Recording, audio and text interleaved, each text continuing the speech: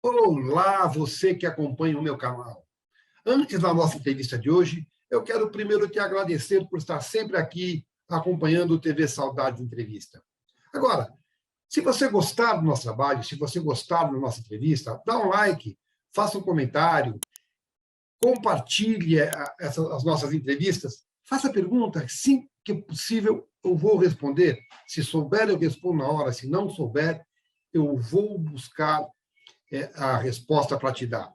E também se inscreva, porque se inscrevendo, você ajuda o canal a crescer, você ajuda a trazer melhor conteúdo para você e mais. Você recebe automaticamente a mensagem, a informação do novo conteúdo que acaba de chegar. Então, curte aí. Vamos agora à nossa próxima entrevista.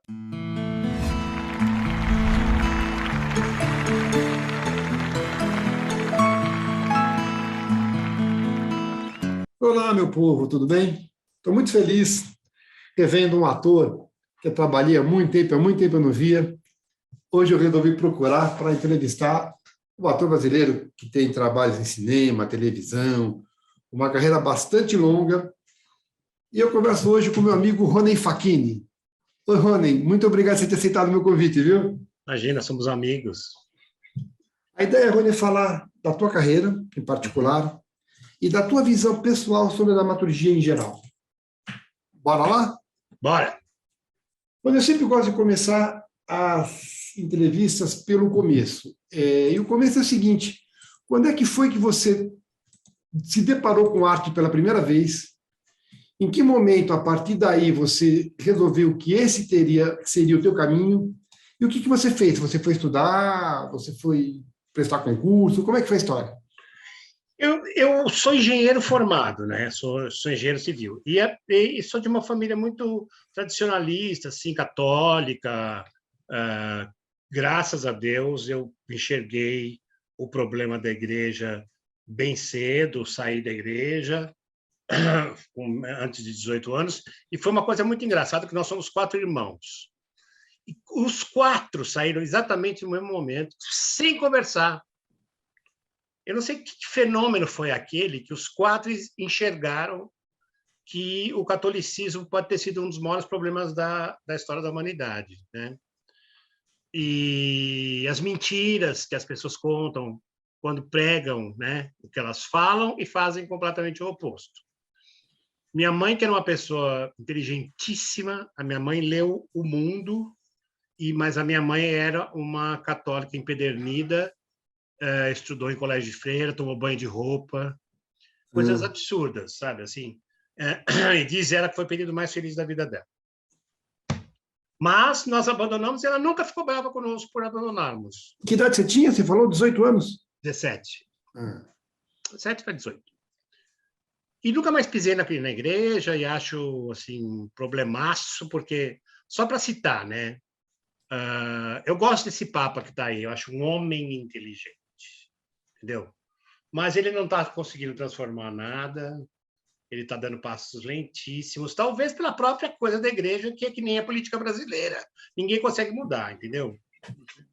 E quando aconteceu a pandemia, eu esperava que a Igreja Católica, que é um poder absurdo, né? Porque o Banco do Vaticano é uma coisa enorme, e eu moro ao lado do Mosteiro de Itaici. Quando não estou em São Paulo, eu moro lá, que é uma coisa deslumbrante. Quer dizer, você poderia transformar aquilo numa central de ensinamento civil e social para a população sobre o que estava acontecendo com a pandemia, dar atendimento, ajudar, abrir as casas paroquiais, sabe? Então, e ele simplesmente fez um show lindo, né? Ele andou assim pelo Vaticano numa luz linda, foi lá e falou: ai, que pena que eu estou com as pessoas que estão morrendo. Mais nada. Bom, fecha parênteses, abandonei a igreja. Na minha família, nós éramos todos estudantes de engenharia, e eu não parava de ver teatro, dança, tudo que era arte, eu ia sozinho na minha família, ou não tinha amigos que fossem comigo, não. Era uma pessoa bem, nesse ponto, bem sozinha. E aí eu sentei um dia na plateia da Miriam Muniz, fazendo fala baixo, senão eu grito. E eu fiquei tão extasiado com aquilo. Eu fiquei tão... Aquilo é o teatro que se transforma na sua vida, como transformou a do... Como chamou o cineasta argentino, o Babenco, que me contou a mesma história. Falou, fui ao teatro, voltei e falei, vou mudar minha vida. O teatro é capaz disso. Já era formado? Você já era formado em engenharia? Não era, não.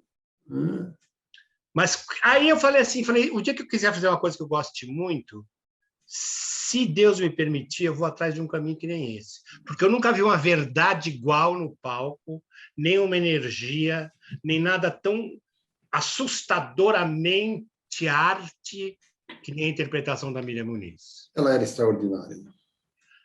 E aí, o que aconteceu? Eu me formei como engenheiro civil, fui morar em Londres, 2 anos. A melhor coisa que eu fiz na minha vida, mudou toda a minha cabeça, mudou todos os hábitos, mudou tudo. Talvez não tivesse voltado. Mas você sabe o que acontece assim? Você sempre sub alguma coisa como estrangeiro em Londres, né? Sim. O cara demora muito tempo para isso. Só você morar lá 15 anos ou ser convidado para ir para lá já top. Né? Mas é uma cidade mais deslumbrante do mundo, eu adoro, acho a urbe mais bonita, interessante. Todas as galerias são de graça, todos os museus. Em Londres, você é capaz de estudar o que você quiser de graça. Cerâmica, fotografia, inglês, português, o que você quiser, você põe lá e você vai estudar de graça. Isso em Londres ou na Inglaterra inteira? Londres. Tá? Eu conheci muito pouco da Inglaterra, eu conheci mais a Escócia do que a Inglaterra. Tá. Bom, mas aí foi. Quando eu voltei, eu comecei a praticar a engenharia e fui muito feliz, entrei numa crise profunda, e aí me lembrei, com a ajuda de um terapeuta, da Miriam no teatro, e falei, puta, mas tem uma coisa que uma vez mexeu comigo, que se eu quisesse... Ele falou, vai lá. Fui atrás dela, no Macunaíma. Mas o imbecil aqui, em vez de perguntar primeiro, a Miriam ainda está aqui, fez matrícula, fez tudo, para depois perguntar que dia que a Miriam dá aula. E eles falaram, não, a Miriam vendeu a parte dela da escola faz 6 anos. Ela não está mais aqui. Falei, caralho, me fudi. Bom, aí fiz o básico da escola Macunaíma de Teatro, que é muito interessante. O ex-marido dela, o Silvio Zilber, ainda estava lá. Mas eu fui atrás dela, nos outros lugares que ela dava aula. E aí, nesse ínterim, meu pai faleceu, ela já estava estudando com ela quando meu pai faleceu. Ela me falou as coisas mais bonitas que um ser humano pode falar para o outro, mas acho que não cabe aqui, são coisas muito profundas. Mas aí, depois de um certo tempo de estudo, ela pegou no meu braço e falou, vai embora. Você é um cara que não tem que aprender estudando. Você tem que aprender fazendo. Vai para a praça, vai para o teatro amador. Você não tem que fazer aula de teatro. Aí eu falei, pô, se essa mulher que eu acredito ao máximo está falando isso, é isso que eu vou fazer, né? Aí procurei o grupo Pó de Minoga, que na época era importantíssimo na cidade e tal. Naum Alves de Souza, um dos maiores gênios brasileiros. E procurei-os, fiz uma peça amadora com eles e já a seguinte profissional. E começou minha carreira junto, na mesma peça, Yara Jana e Cristina Mutarelli. Olha, não pode Minoga. Isso você está falando em que ano, mais ou menos, Rony? 1983. Tá, você então não era um jovem. Eu estreiei no teatro com 30 anos. Tá. Então, você falou que você ia a teatro quando jovem. Mas você também via cinema? Você também era público de televisão? Ópera, balé, cinema, tudo que fosse arte visual, eu ia. Em Londres, quando eu cheguei, todo o dinheiro que eu tinha, eu gastava para ver espetáculo. Mas o que eu quero saber de você é o seguinte, você tinha ídolos entre os artistas brasileiros, além da Miriam, que parece que foi um ídolo seu, né? A Miriam Muniz. Você tinha outros ídolos? Ah, sim.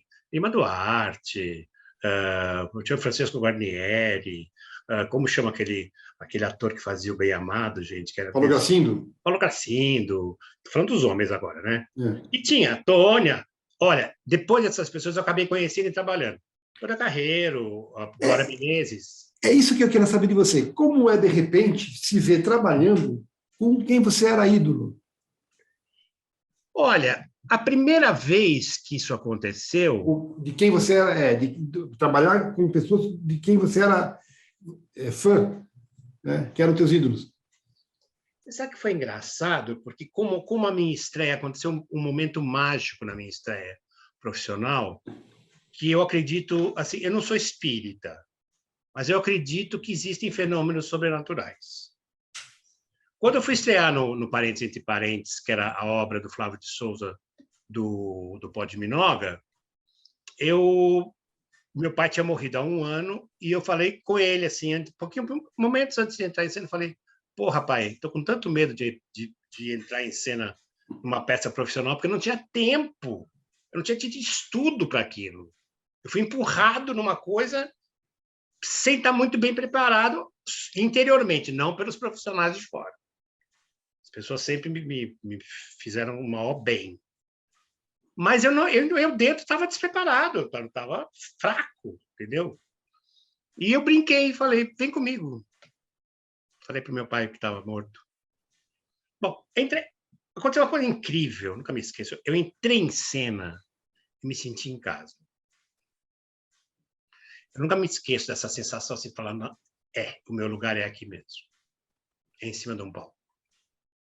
E Foi uma coisa incrível. E quem era o ator o ator ou atriz que trabalhou? Era Mariana Suzá, que era a minha partner, mas tinha Mira Rato, Flávio de Souza, tinha o Carlos Moreno, Yara Janra, Cristina Não, mas eu Mutarelli. digo, da pergunta que eu te fiz, Rony, a primeira vez que você trabalhou com de quem você era fã. Vou te contar. Por isso, é importantíssimo isso, assim. Ou seja, ali eu me senti do ramo, entendeu? Então, quando eu fui trabalhar, por exemplo... Estava na tua praia. Exatamente. Quando eu fui trabalhar, por exemplo, com a Glória Menezes, ela era uma colega minha. Eu ficava admirado com as histórias dela, adorava aquela mulher, por tudo, pela pessoa interessantíssima que ela é. Sabe? Isso aconteceu com a Tônia e tal. Não teve essa coisa de falar, ai, meu Deus, estou trabalhando com um ídolo. Eu sempre me senti um profissional de lado, sabe? Assim, nunca me senti... como é que eu vou dizer assim? Ah, por favor, meu ídolo, sabe? Assim, não teve essa escada. Tinha com a Miriam a vida inteira, até na vida pessoal. Tá. Mas eu nunca fui para o palco com a Miriam. Tá, entendi. Eu fiquei amigo dela, a gente viveu muito tempo junto e tal. Mas eu tinha pela Miriam uma adoração absurda. Mas por essas outras pessoas, eu não sei porquê. Olha, eu filmei com o William Dafoe.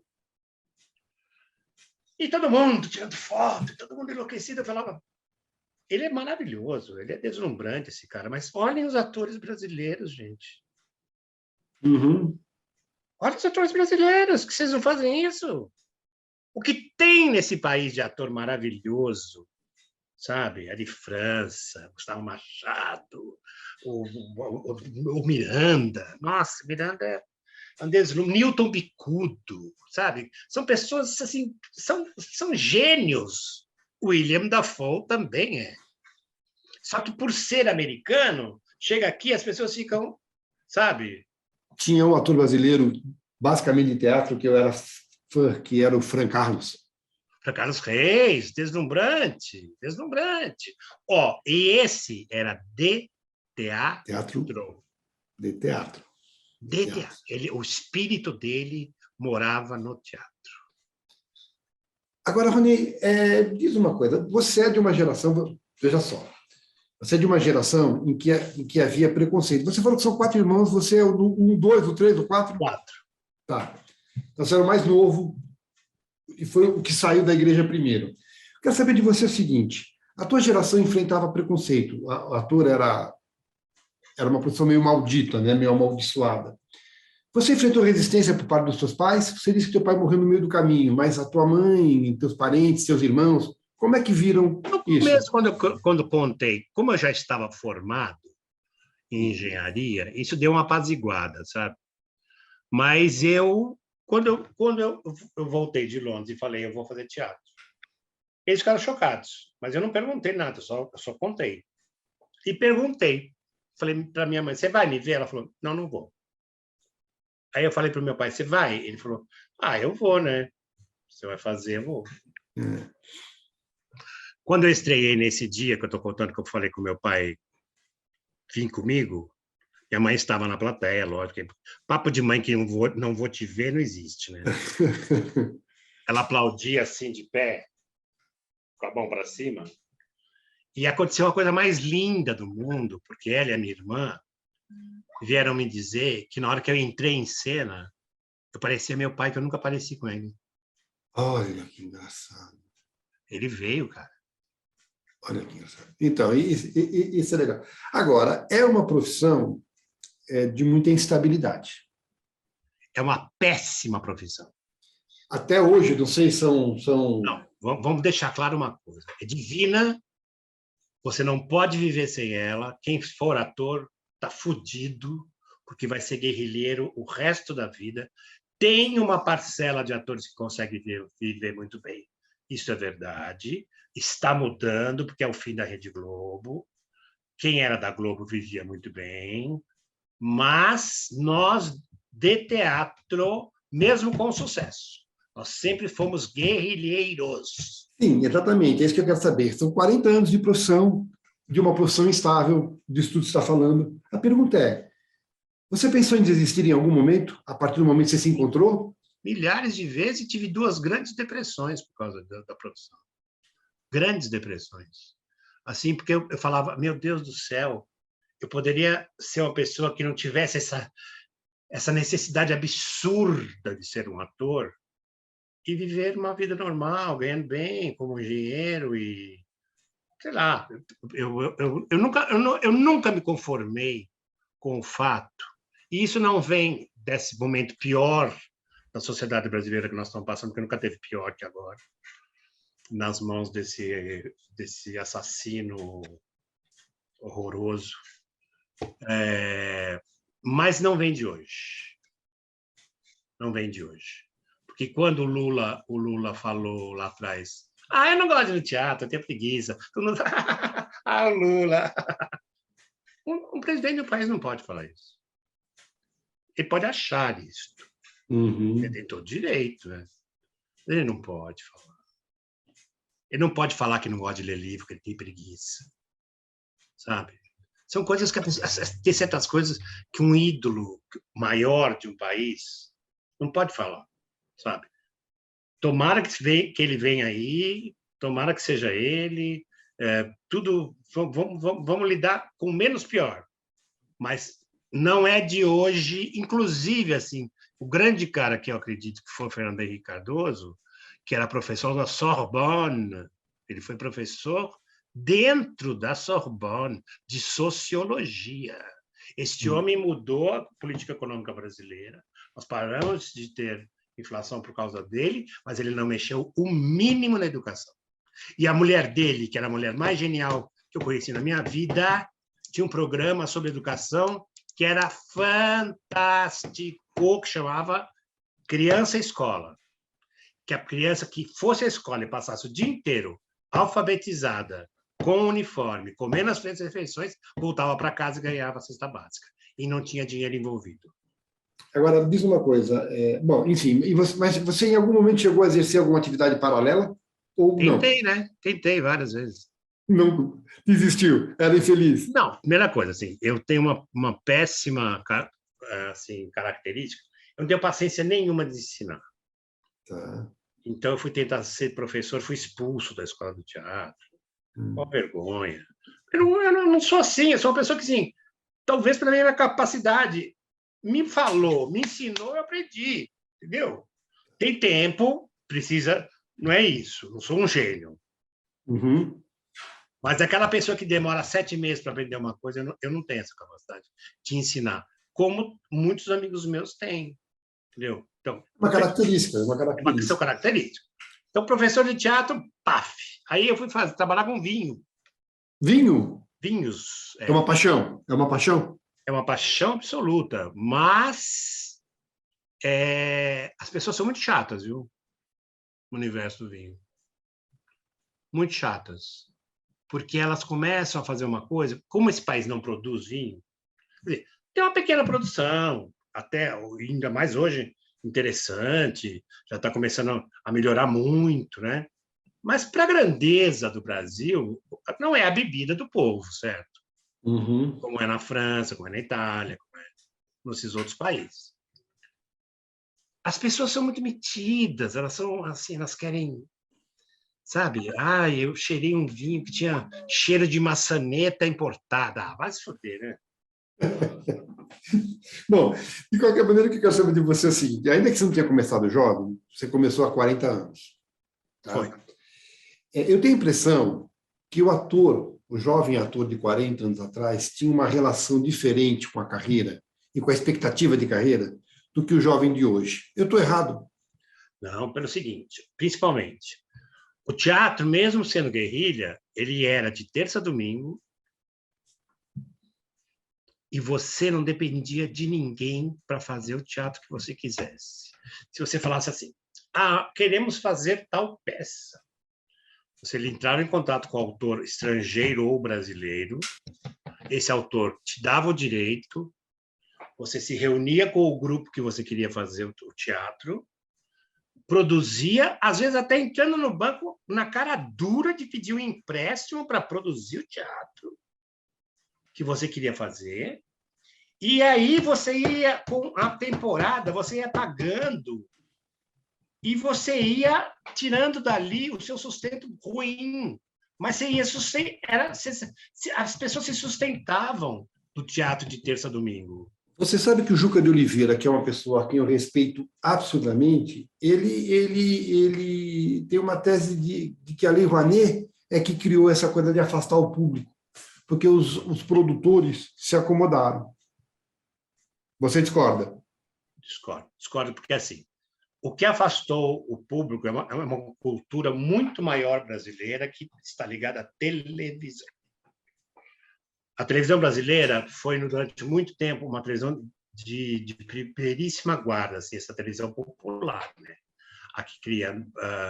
então, você tem a Vancini dirigindo Guimarães Rosa, você tem a Sônia Braga fazendo a Dona Flor, sabe? Quer dizer, você tinha coisas que você ligava a televisão e falava, caralho, isso é de primeiríssima qualidade. E aí o público começou a não ir mais sair de casa para ver televisão. Ia no teatro no final de semana. E aí começou, sexta, sábado, domingo. Hoje Então, nem é mais assim.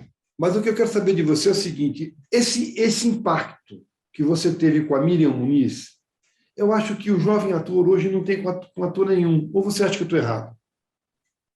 Acho que tem. Tem? Tem. O problema é o seguinte, nós não somos um país. Perdão falar isso. Eu sou nascido de brasileiro e tal. Mas depois do que aconteceu da eleição do Bolsonaro, eu descobri que nós não somos um país. Nós somos um aglomerado de pessoas com projetos civis, sociais e, principalmente, de caráter muito diverso.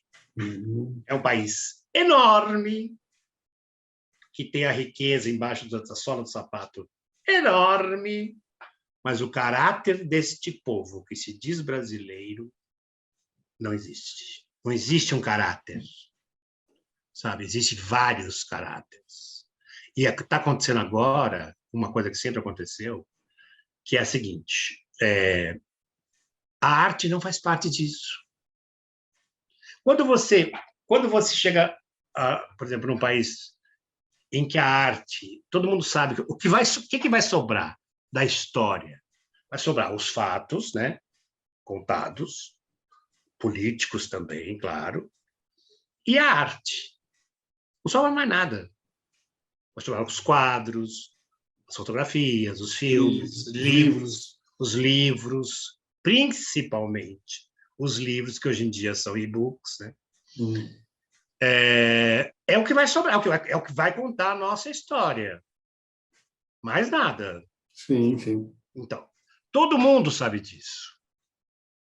Então, quando você pega e apaga, como ele fez o Bolsonaro, apaga uma parte da possibilidade de se contar a história de um país, porque durante esses 4 anos não se contou. Nem com as dificuldades, nem com nada. Entendeu? Quando você apaga essa possibilidade, você está retrocedendo a épocas medievais, sabe? É uma coisa muito louca o que está acontecendo no Brasil. Porque eu que morei na Inglaterra, tá bom, lá, tudo bem, Shakespeare em 1500, né? E começa dali. Não, começa dali. Mas eles também eram muito loucos, porque cada irmão mandava matar o outro irmão, o rei, né? Lá na história do Shakespeare. O que tem de assassinato de irmão é uma coisa enlouquecedora. Porém, hoje em dia, você sabe que uma mulher da grandeza de uma Helen Mirren, de uma Judi Dench, chegam a ser lady na... O que é essa lady? É uma bobagem? É uma bobagem, porque é um país que ainda tem família real. Mas essa mulher tem o mais alto grau do que a sociedade permite e premia. É uma atriz. E aqui, o cara pega e ataca a Fernanda Montenegro. Como que alguém pode atacar a Fernanda Montenegro, gente? Não, isso é verdade. Bom, vamos lá, Rony. Você teve toda uma formação, então, já adulto, já maduro, em teatro. Você ingressou na carreira de ator via teatro. Isso. Depois do teatro, que pintou primeiro, cinema ou televisão? Televisão. Você fez mais televisão do que cinema? Não sei. Agora, O cinema ultimamente acabou, né? Então, agora o que eu quero saber de você é o seguinte: toda aquela formação de teatro, que são gestos largos, o corpo inteiro, projeção de voz, é uma linguagem. Cinema é diferente. Completamente. E televisão é diferente. A pergunta que eu faço: você estranhou as linguagens? Quando Muitíssimo. teve dificuldade? Tive dificuldade. Me fala um pouco disso. Então, porque assim, um dos primeiros filmes que eu fiz tinha um papel bom, mas eu não sabia. Porque o que acontece no teatro? Você faz tudo e quem é a câmera é o olho do espectador. Tanto que ele escolhe, né? Se ele quer te ver ou quer ver ali o cenário abrindo. Quem escolhe é o olho do espectador. Eu não sabia que o ator tinha que namorar a câmera no cinema. Sabe? E aí eu fui aprendendo com... E, graças a Deus, nesse primeiro filme que eu fiz, estava o Abu Janra, o Lima Duarte, a Laura Cardoso, eram pessoas sensacionais que me ensinaram muito. O diretor era meio novato como eu e sofreu muito, coitado também. Tanto é que eu não fui bem no filme. A Beth Coelho não estava bem no filme. Que filme você fala que foi? Lua Cheia. Foi o teu primeiro? Foi. E aí, mas consegui aprender coisas ali. Aí, depois, quando eu fui para a televisão, eu percebi que você não tem que aprender nada. O que você tem que fazer é virar técnico. O ator de televisão não é um ator, exatamente. Ele é mais um técnico. Olha, eu fiquei fascinado de trabalhar com a Flávia Alessandra, porque não era uma grande atriz quando eu trabalhei com ela, agora ela melhorou muito, mas ela tinha uma técnica, cara. Interessava muito mais com um grande talento. Ela sabia exatamente como ela tinha que virar, para qual câmera virar, e fazer o quê? Nós fomos fazer a primeira novela juntos, eu e a Cristina Mutarelli. O nosso apelido era os egípcios. A gente ficava de perfil para a câmera o tempo inteiro. Você fala das pupilas do senhor reitor? Não. As pupilas... Não. Tudo isso é outra coisa. Fiz a primeira novela na Globo com a Mutarelli. Ah, tá. Sabe por quê? Por exemplo, Pupilas do Senhor Reitor foi uma coisa que foi meio cinema, porque o Newton Travesso tinha só para ele os estúdios lá da Anhanguera, e ele tinha uma equipe deslumbrante, e nós fazíamos televisão em ritmo de cinema. Primeira novela na Globo, entendi. Entendeu? Agora, na Globo são 3 câmeras, é outra coisa. A gente fazia com 1, 2 aqui. Aqui em São Paulo, uma novela, não sei quem viu acha deslumbrante As Pupilas, porque... Eu assisti. É a versão do Juca, né? A versão do Juca. Diz uma coisa, você falou aí, essa é uma curiosidade pessoal que surgiu durante a nossa conversa. Você falou aí que você não deu certo como professor porque você não tem paciência para ensinar. É. Você tem paciência com um ator novato, cru? É completamente diferente. É diferente? É muito diferente, porque você vê ali vontade. Tá. Aí, então parece que é uma coisa paternalista da minha parte, sabe? Uhum. Eu tenho esse lado muito forte. Eu pego na mão e trago. Se o cara quiser e ele quer ser ator. Até porque você foi novato também, né? Não, é completamente diferente de ensinar. Não, tudo bem, mas é que me ocorreu essa curiosidade. Não, tenho uma maior paciência. Uma vez eu trabalhei com um ator muito ruim, todo mundo sabia que ele era muito ruim, mas, assim, conhecidamente ruim. E aí uma das atrizes da peça falou, puta, cara, você tá fudido. Eu falei, não. Vou pegar na mão dele, eu vou abraçar ele no coração dele, eu vou fazer ele fazer bem feito. Porque ele fazer bem feito ajuda você também, né? Não é só isso. Eu falava tudo para ele. Eu falava assim, confia em mim, faça o que eu disser para você. E vem junto comigo. Nós éramos, imagina, era uma peça que a gente era casal com 60 anos de casamento. Era um casal gay de 60 anos de casamento. Nossa.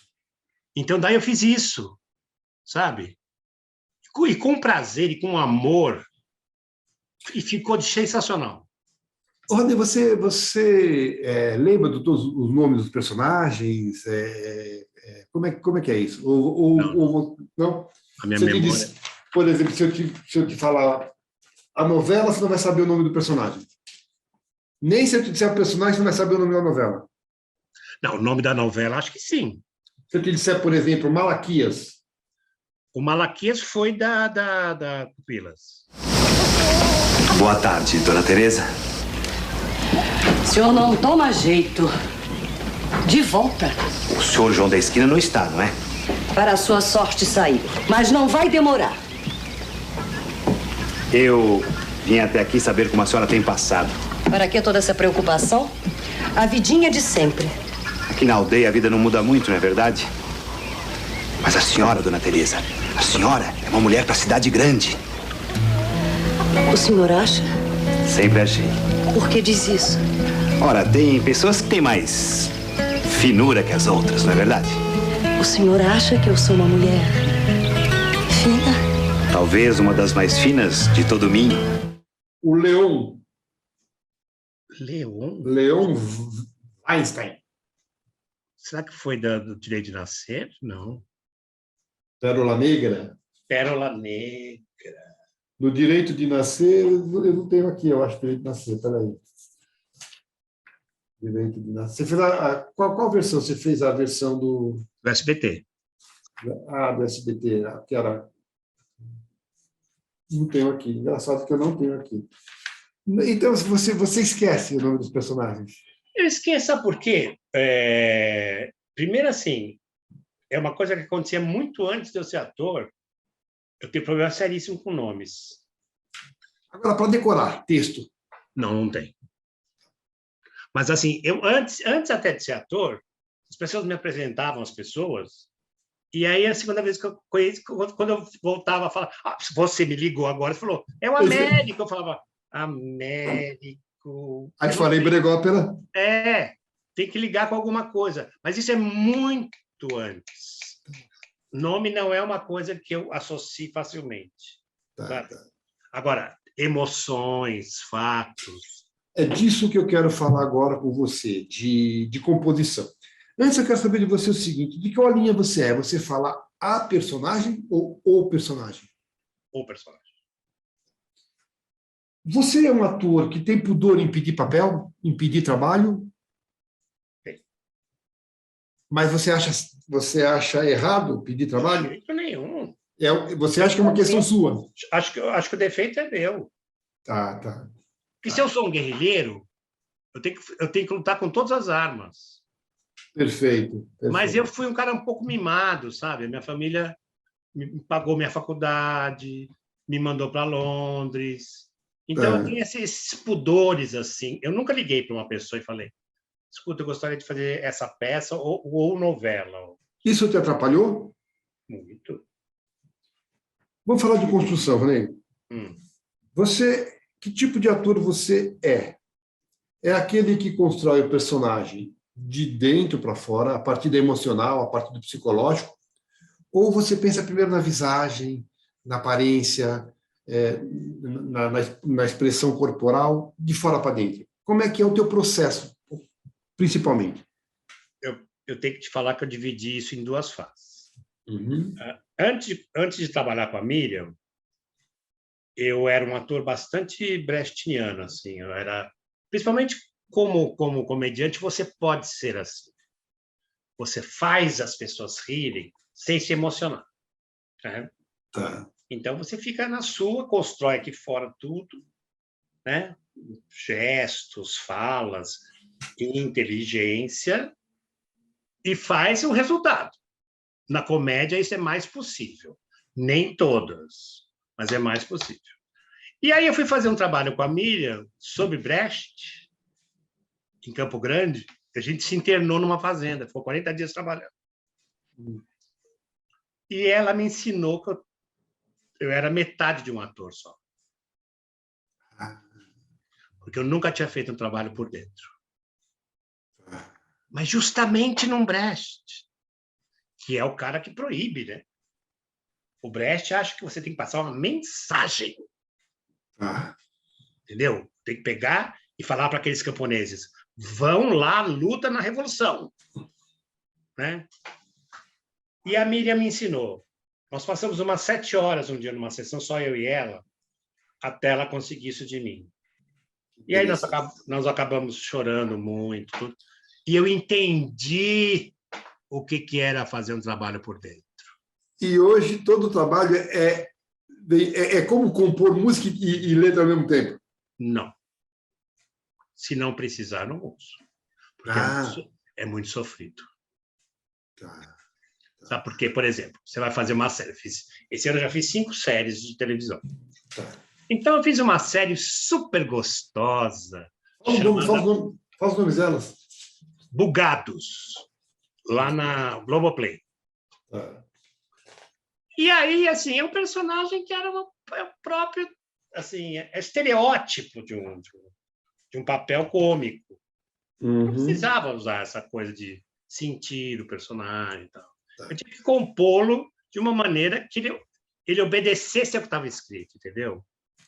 Eu te concordo que eu não usei essa parte do ator que interioriza, que sente. Eu fiz o meu comediante fazer rir muita gente. Entendi. Então, nesse sentido, você não é um ator que... Como é que você funciona? Você precisa chegar com antecedência no teatro, no set, no estúdio? Precisa de concentração? Ou bastou vestir o figurino, entrou em cena? Não. Isso não existe. Cada caso é um caso. Você sabe disso. É que nem a pessoa que já foi casada várias vezes, namorou muitas vezes. Cada pessoa é uma pessoa. Você vai namorar, não tem a regra. Entendeu? O teatro é um namoro com o personagem, com o diretor, com o cenário, com tudo. Então, cada caso é um caso. Tem casos que você precisa chegar muito antes, ficar quieto e ali deixar a coisa vir. Agora acaba uma sessão de peça, uma sessão, um dia de gravação. Tirou o figurino, vai para casa ou tem que dar uma parada em algum lugar, dar uma desconcentrada, uma relaxada? Como é que é isso? Olha, eu sou do tempo que estávamos falando, né, de que a gente fazia teatro de terça a domingo. A gente saía toda noite. A gente ia comer no Piolim, a gente saía lá para os restaurantes que existiam na Vaiandava, de teatro, a gente ia beber. Gigeto, né? Gigeto, lógico, muito gigeto. O que você diria para mim, Rony, que você habita o personagem ou o personagem habita em você? No seguinte sentido, quero saber.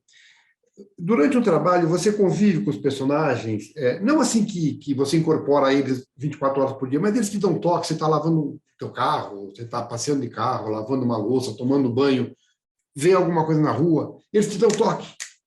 Eles habitam em você ou você que habita neles? Não, eu acho o seguinte, você convive com eles. Mas aconteceu uma vez um fenômeno que eu nunca tinha sentido igual, que eu fiquei muito assustado, por sinal. Porque eu fui fazer um filme deslumbrante, um curta-metragem, com a Eliana Fonseca, que é outra pessoa que você devia entrevistar, viu?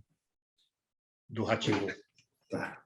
Ela é deslumbrante, é uma das mulheres mais inteligentes que eu conheço. E ela me convidou para fazer um filme. E o filme, o roteiro era muito, muito incrível. Lembra o nome? Assim, e o nome? Era eu, a Lúcia Romano e o Elias Andreato. Tem aí? Eu tenho alguns aqui. Mentira, PR Cadeia, de curta estou falando. O Caderno Rosa de Lorelembe, Professor Godoy, O Fim do Filme, Eric. As que eu tenho aqui de curta-metragem. Bom, mas deixa eu falar. O que acontece? O casal está tomando café da manhã, é um casal que assim, tem piscina na casa e tal. Estão saindo para jogar tênis. Entra um ladrão, só que eu consigo dominar o ladrão. Amarro as mãos dele e deixo ele dominado. Ligo para um amigo meu que é delegado e falo, você sabe o que aconteceu? Entrou um ladrão aqui em casa, o que eu faço? Ele falou, mata. Eu falei, quê? Ele falou, mata. Esse cara um dia vai sair da prisão e vai te matar. E eu pego e mato o cara. E saio para jogar tênis. Você sabe que a Lili soube dirigir tão bem todas as cenas, que eu fiquei com a sensação do assassino dentro de mim alguns dias. Porque, assim, não só pelo horror de ter me tornado um assassino em segundos, né? É assim, o que é você ter o poder de tirar a vida de outra pessoa, cara? É uma coisa muito louca. É muito louca. Eu imagino que deve ser interessante, cara, fazer. Mas eu fiquei bem malucão. Viu? E, nesse sentido, eu te pergunto também, no teatro, no cinema ou na TV, quantas vezes você já morreu? Bom, eu morria toda noite no Hamlet, eu fazia Polônio, né? Então, nós fizemos 400 apresentações, morri só ali 400 vezes. Outros trabalhos você morreu? O que eu quero saber de você é o seguinte, na verdade, Rony, fazer a morte do personagem faz pensar na morte? Para mim, não. Não. Você tem medo da morte?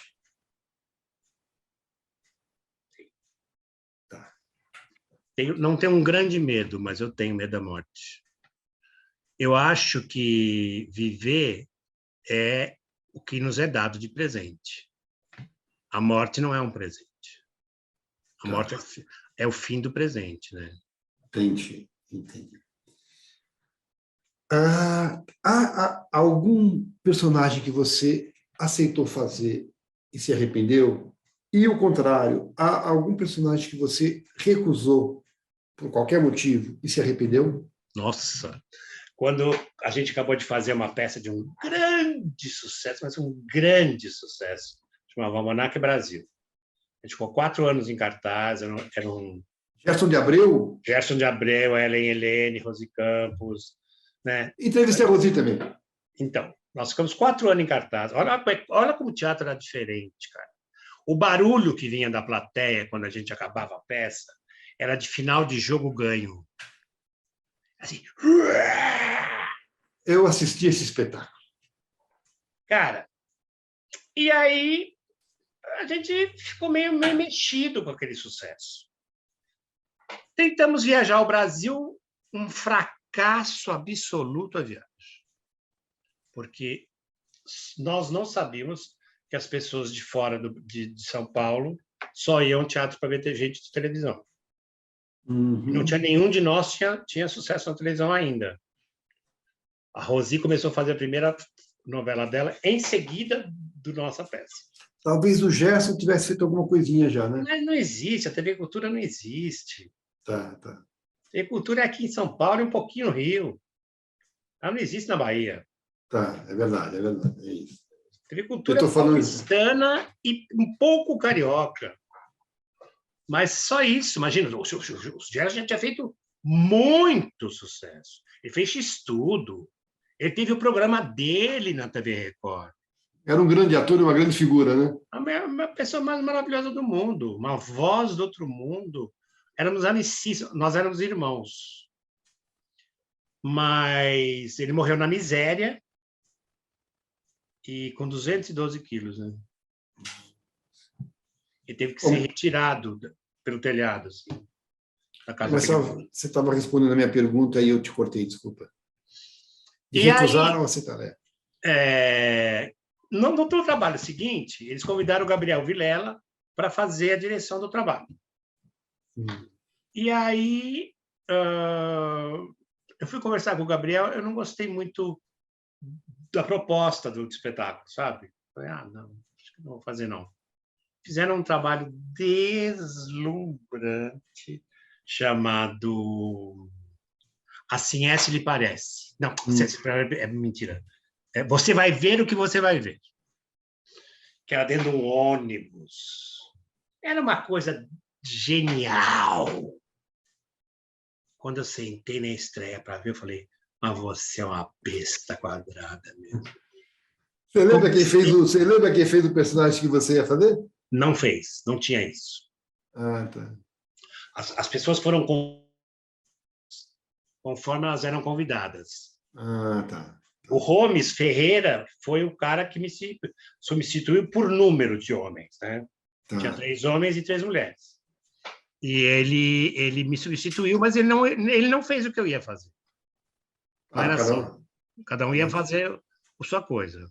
E o contrário, Rony, algum que você aceitou e depois... não precisa nem citar o trabalho, mas houve trabalho que você fez e depois você falou, não devia ter feito? Nunca fiquei com vergonha, mas eu não gostei de vários. Tá. Eu nunca fiquei assim, falando, poxa, não devia ter feito isso. Mas, assim, ao mesmo tempo, falava, que coisa chata essa peça, puta que pariu. Porque você nunca sabe o que vai acontecer antes da peça estrear. O elemento mais fundamental para fechar a peça é o público. Tanto que, quando eu contei para a Miriam, que eu, como diretor, tinha um método, porque a Miriam, que era aquele mundo, né? Era um conhecimento, imagina, trabalhou com Flávio Rangel, trabalhou com o Guarnieri a vida inteira, Diniz Fati, Paulo José, eles eram todos do Arena, né? Ela não chegava a ter um método de direção, ela ia sempre sentindo. Quando ela dirigiu a Elis Regina no Falso Brilhante, ela me contou que ela acordava, escrevia todo, ela sonhou todo o espetáculo. Olha que interessante. E ela acordava e anotava e voltava, ia para o ensaio e dirigia. E foi uma pena, porque eles acabaram brigando e não deu certo lá a questão do dinheiro, mas foi o show mais espetacular que eu vi no Brasil até hoje, né? A vida foi Falso Brilhante.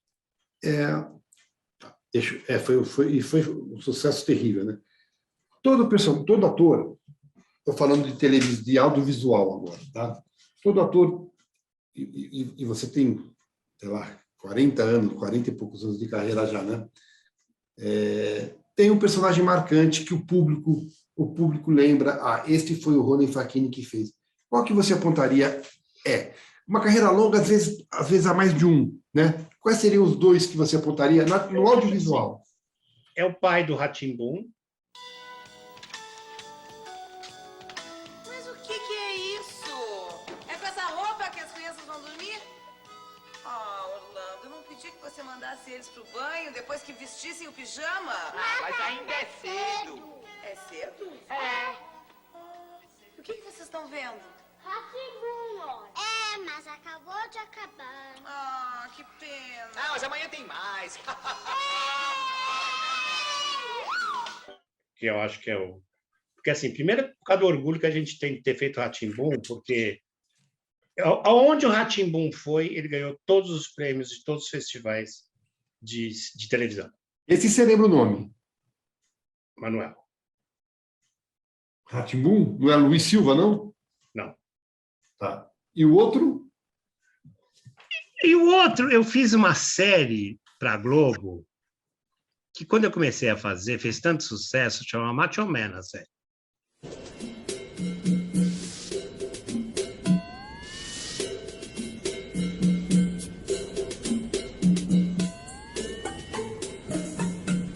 Tanta luta pelo casamento gay pra virar dona de casa gay. Seu pai tolo, otário, irresponsável. Bichona, trouxa, sem noção. Não precisam disfarçar, eu sei que vocês estão... Que a primeira temporada acabou, eu era um gay, dono de um salão de beleza, e eles puseram para mim um menininho que era como se fosse um Minion meu, assim, sabe? E a gente acabou com o nosso casamento, a série, era um sucesso, assim. Você lembra o nome do personagem? É Fred, não é? Frederick. Isso. Eu acho que foi meu maior sucesso na Globo foi esse cara aí, porque assim, você precisava ver o que tinha de convite para fazer coisas paralelas, assim, né? Porque era muito... E era assim, era a Marisa Hort, o Jorginho Fernando, que era um deslumbre de pessoa, e eu, e Rita Elmore, que é uma atriz também deslumbrante, mas tinha duas meninas que eram mais novas. Uma delas é uma grande redatora. Você não lembra o nome? Não lembro o nome dela. Tá. Bom, mas esses dois eu acho que foram assim, em televisão, né? Tá, televisão. Os mais marcantes. Agora, o orgulho maior foi ter feito Rá-Tim-Bum. Cara, você sabe que... E o Rá-Tim-Bum gerou castelo, gerou filme, gerou peça, gerou... Mas você sabe que foi engraçado? Porque a gente fez o Rá-Tim-Bum e assistiu os 90 e poucos capítulos. O diretor do Rá-Tim-Bum era o Fernando Meirelles, colega. Sim. Nada menos. Maior cineasta brasileiro. E aí tinha uma equipe de psicólogos e tudo, que ouviu o programa pronto e falou, não está pronto, falta coisa. Gravamos mais 30 e poucos capítulos. Você já viu falar isso em televisão? Não. Por isso que era genial trabalhar na TV Cultura. Não tinha prazo para pôr no ar. Porque não tinha aquele sofrimento com a audiência, né? Não tinha patrocinador, né? Tony, o que é... Você falou um pouco aí do teu método de construção, tudo. Eu fico me perguntando, o que é mais complicado para você? Ou, de repente, mais desafiador? Fazer um personagem completamente distante da sua realidade ou fazer aquele que, de repente, de tão parecido, mexe com feridas próprias? Você sabe que eu acho que nenhuma das duas coisas. Posso te falar a verdade? O que me interessa no personagem é a riqueza da dramaturgia que me interessa. Então, se eu puder explorar ou próximo de mim, ou longe de mim, mas uma coisa rica que me foi escrita, eu vou embora. Aí eu mergulho. Bom, então você estava falando, desculpa, você estava falando da construção do personagem perto, você gosta da boa dramaturgia, né? Você sabe que agora eu tenho 2 projetos. Na verdade, são 3. Eu vou dirigir uma bailarina um projeto solo dela lindíssimo, e junto com a Lavínia Panunzio. Você conhece, né? Conheço. Já fez leitura de texto meu. É. Ela e A o Lavínia é Beto, um monstro. ela e o Beto Bellini, Beto Benini. Enfim. Benini, não sei se eu conheço. Bom, um deles, o projeto, não é que o meu personagem é incrível, mas a peça tem uma estrutura completamente nova, uma peça alemã. O cara que descobriu essa peça é um brasileiro que mora em Londres, chega agora em março, e nós vamos montar a peça, porque ela tem uma estrutura completamente diferente de contar uma história do que o teatro já viu. Ah, interessante. Então já é interessante aí. O meu personagem é muito louco, mas ele não é assim, falar, é um personagem, nada. Mas o meu terapeuta me desafiou a fazer uma coisa que esse está me dando um trabalhão, mas deve ficar lindo. Ele quer que eu interprete o Jung no teatro. Perfeito. Porque era a pergunta que eu ia te fazer na seguinte. Já interpretou alguém não ficcional? Na ficção, você já interpretou alguém real? Se a responsabilidade é maior? Além do Jung que você talvez faça, só que o Jung... Não fala talvez, não. Vou fazer. Tá, então, fora o Jung que você vai fazer, só que o Jung é uma coisa, o Jung morreu antes da gente nascer, né? Não. Jung morreu quando? 61. 61? Eu tinha 8 anos. Eu nasci no ano que ele morreu. Mas eu quero saber o seguinte, é uma responsabilidade maior, ainda que seja sempre um recorte de uma época da vida, é uma responsabilidade maior para o ator quando interpreta algum personagem que existiu, não? Não, o que acontece é o seguinte, aí eu vou falar de uma coisa que não sou eu.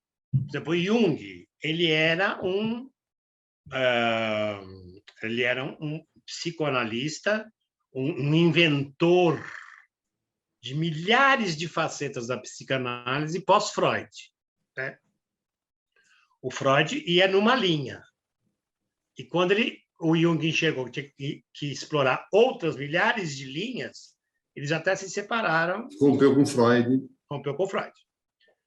Esse cara é uma figura pública porque ele é um cientista.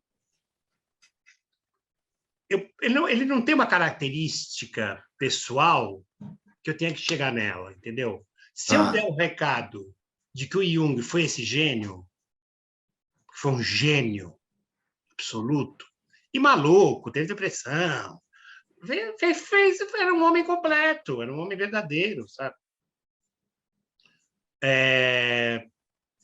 Se eu conseguir passar isto para o espectador, eu acho que eu estou sendo correto comigo mesmo. Mas, por exemplo, você veja, eu adoro a Andréa Beltrão. Eu fiz filme com ela, fui marido dela num filme chamado Albatroz, que era do Braulio Mantovani. E fez a Hebe também, né? Eu fiz a Hebe também. E eu estou até com pena de falar isso aqui, porque eu amo tanto ela, mas eu achei que ela não conseguiu chegar na Hebe. Por 2 motivos principais. Primeiro, a Hebe está muito recente. É isso que eu estou falando. A Hebe ainda está entre nós. A Hebe foi uma figura tão importante na televisão brasileira porque ela nunca cedeu o papel dela para ninguém. Ela sempre foi a maior apresentadora de televisão de sofá do Brasil. E ela inventou essa merda. Apresentadora de sofá. Tinha sempre 4, 5 ali. Entendeu? E ela era adorada. Olha, posso falar a verdade? Eu nunca ouvi uma pessoa que fala assim, eu não gostava daquela mulher. Ela não era uma rainha da cultura, ela não era uma mulher... Só para você ter uma ideia, né? Olha o binômio que a Hebe era. Era a pessoa mais luxuosa nela mesma, joias caríssimas, roupas as mais absurdas, estapafúrdias, de luxuosas, até de mau gosto, e popular. Sim. Olha que coisa, olha que binômio. ela tomava cerveja, entendeu? Ela ri em cena séria. Sabe? Então, assim, e mais, a Andréa fez um trabalho deslumbrante, eu acompanhei a composição, deslumbrante. Eu acho a Andréa Beltrão uma das maiores atrizes do Brasil. Mas você falou que foram 2 motivos. O segundo precisa ser paulistano para fazer. Tinha que ser uma atriz de paulista, pelo menos, né? Não paulistano, sabe por quê? Porque nós somos de fenômeno televisivo, o paulistano é muito pobre. Nós nunca tivemos uma TV forte aqui no Brasil, só no comecinho, teve Tupi. Depois da Tupi, a televisão passou toda para o Rio, desde a época da ditadura, entendeu? Sim, mas aí você estava falando... E mesmo esses paulistanos que faziam a Excelsior e tal, foram todos para a Globo. É verdade. Mas eu falei na Hebe quando estava falando de Albatroz. Então, eu fiz o marido da Andréa Beltrão, então eu a conheço bem e tenho uma paixão absoluta por ela e pelo trabalho dela. A Andréa Beltrão é uma atriz de primeiríssima grandeza. Na acepção da palavra, né?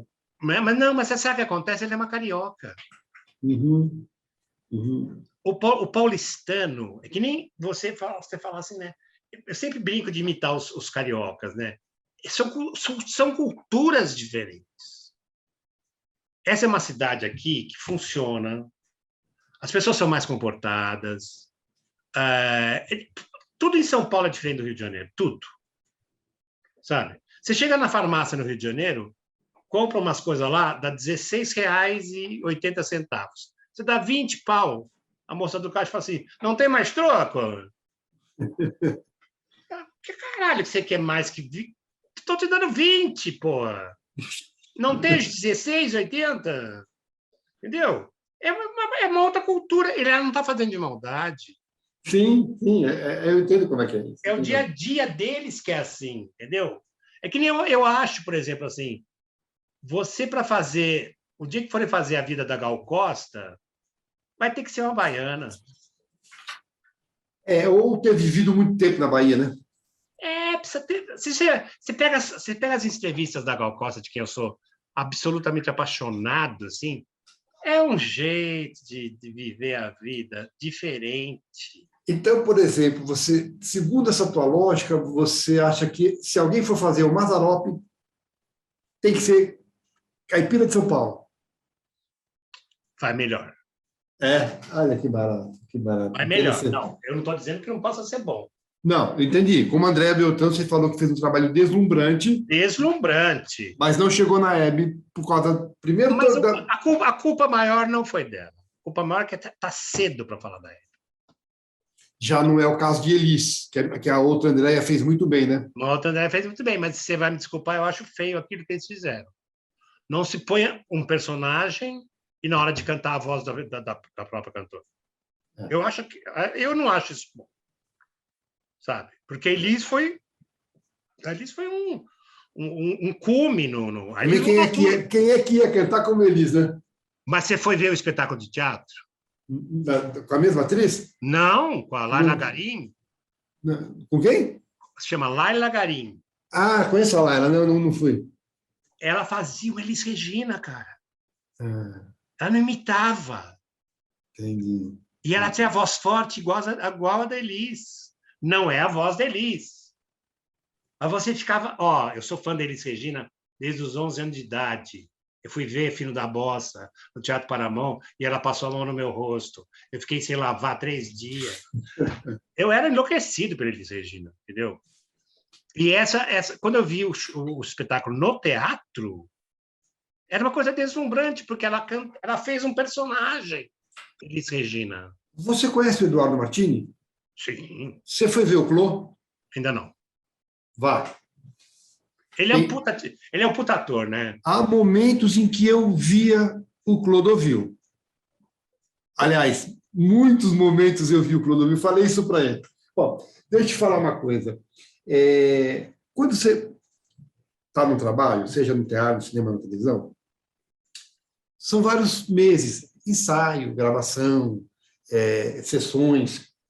3, 4, 5 meses, no mínimo, cada trabalho. A pergunta é, quando um trabalho acaba, qual é a sensação? De luto, de alívio, de vazio? Depende do trabalho, né, Américo? Porque trabalhos gostosos dão uma sensação... Luto, não. Dá uma sensação de saudade.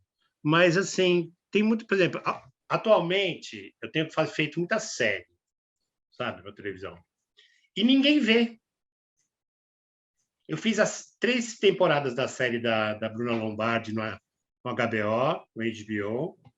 Eu fiz uma série do Braulio Mantovani para a Globo que ninguém viu, a Teia. Ninguém viu essa série. E é um deslumbre de boa. Tá onde? Onde é que tá? Na Globo. Na Globo. No Globoplay? Não, na Globo. Globo mesmo. A TV Globo, tá. Só que eles punham depois do bebê, como chama o programa lá? Dos idiotas? Big Brother. Big Brother. Ninguém via. Ninguém viu. Era um trabalho deslumbrante. A Teia. A gente ficou 6 meses fazendo. Aí você fala, porra, cara, nos matamos e nada, né? Mas você... Mas sabe qual é a loucura, por exemplo, desse país? É a seguinte, eu tenho certeza que tem algum lugar escrito que o horário normal de uma jornada de trabalho é 8 horas. Com ou sem o horário do almoço, você pode optar aí. Todos os últimos contratos que eu assinei para fazer as séries, eles te obrigam a trabalhar 12 horas. Está no contrato. Que país é esse, cara? Que obriga uma pessoa a trabalhar 12 horas por contrato e não te paga extra nenhum. Que loucura, isso eu não sabia, não. É, todos. Agora, Rony, quando o personagem acaba dando alívio, dando saudade, você tem saudade do personagem ou você tem saudade do ambiente? Quando o personagem é pequeno, do ambiente. E quando o personagem é grande? Dos dois. Falando nisso, o protagonista, e quando eu falo protagonista, eu também falo em remuneração. Um protagonista num projeto meia boca, ou um personagem importante, mas não protagonista num puta projeto.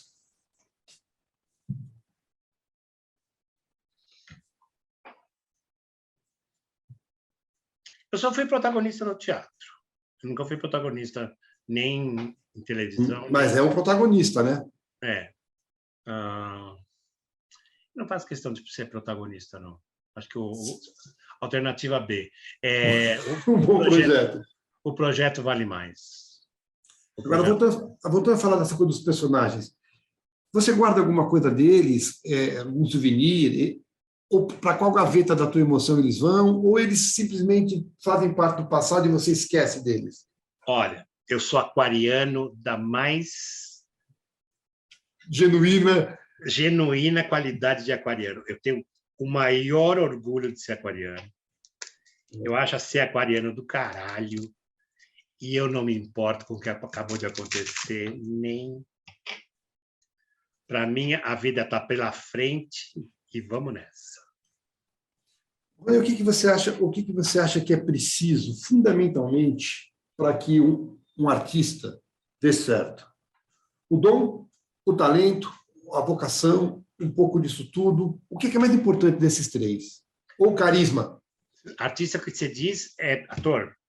Ator, não, artista, cantor, todos eles têm que ter dom, talento, vocação. Alguns têm tudo, alguns não têm alguns não têm outro. O que precisa, o que é mais importante para que o artista dê certo? O dom, o talento, vocação, o carisma? Insistência. Olha, a Vera Fischer, quando ela começou, ela tinha sido Miss, né? Ela foi Miss Santa Catarina, depois Miss Brasil. E quando ela começou a ser atriz, ela era uma bosta de atriz. Ela era a mulher mais linda e gostosa do universo, mas ela não sabia nada. E ela insistiu, estudou, enlouqueceu com droga, aproveitou o enlouquecimento da droga para jogar na atriz, e hoje em dia ela é uma grandíssima atriz. Ela é uma puta atriz, entendeu? Então, eu acho que o que você tem que fazer é insistir, porque o que você não pode separar, Américo, é o artista da nossa realidade. Uhum. E se você fala disso para um outro país, é uma outra coisa.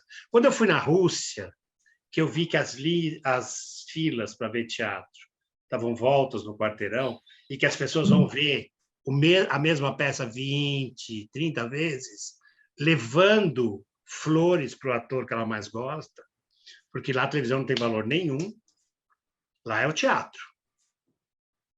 Entendeu? Eu fiquei tão emocionado com aquilo, eu falei, meu Deus, existe um país onde é assim. Coisa linda, né? Quer dizer, é legal ir na Broadway, é legal ir nos Estados Unidos e ver tudo lotado, mas ali também tem muito turismo, né? Agora, na Rússia não tem turismo. É de russo mesmo. Entendeu? Falando nisso, por exemplo, o público de São Paulo, o público no Brasil são públicos diferentes, mudando a região? O público de São Paulo é diferente do público do Rio? Eu pergunto isso porque, quando uma das minhas peças estreou no Rio, eu me senti um pouco estranho. O que acontece é o seguinte, o carioca, ele está nem aí para o Teatro Paulista.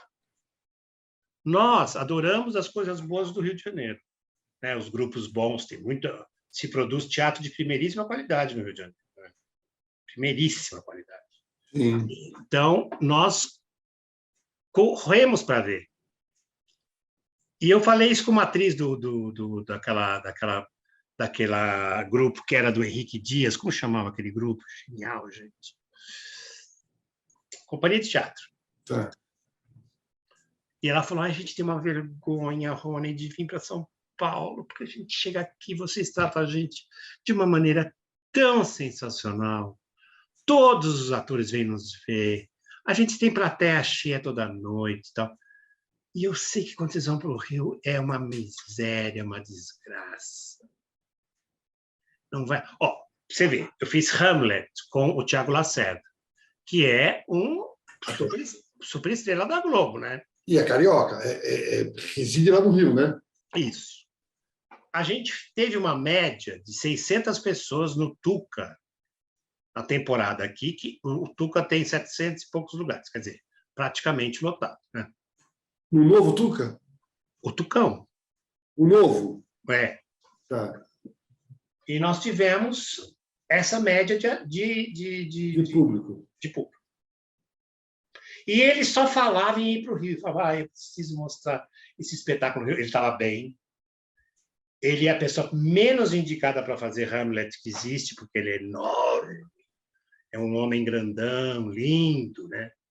E o Hamlet é um ser atormentado, né? Até fisicamente, coitado.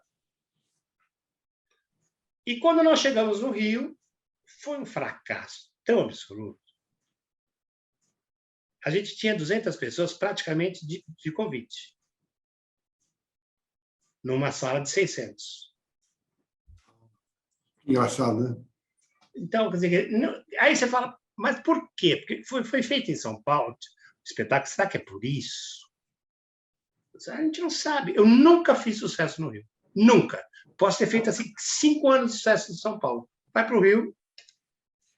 E o contrário também acontece, começa no Rio, vem para São Paulo, ou... Não, São Paulo acolhe o Teatro do Rio de Janeiro como ninguém. Só o Sesc é praticamente uma praia do teatro carioca.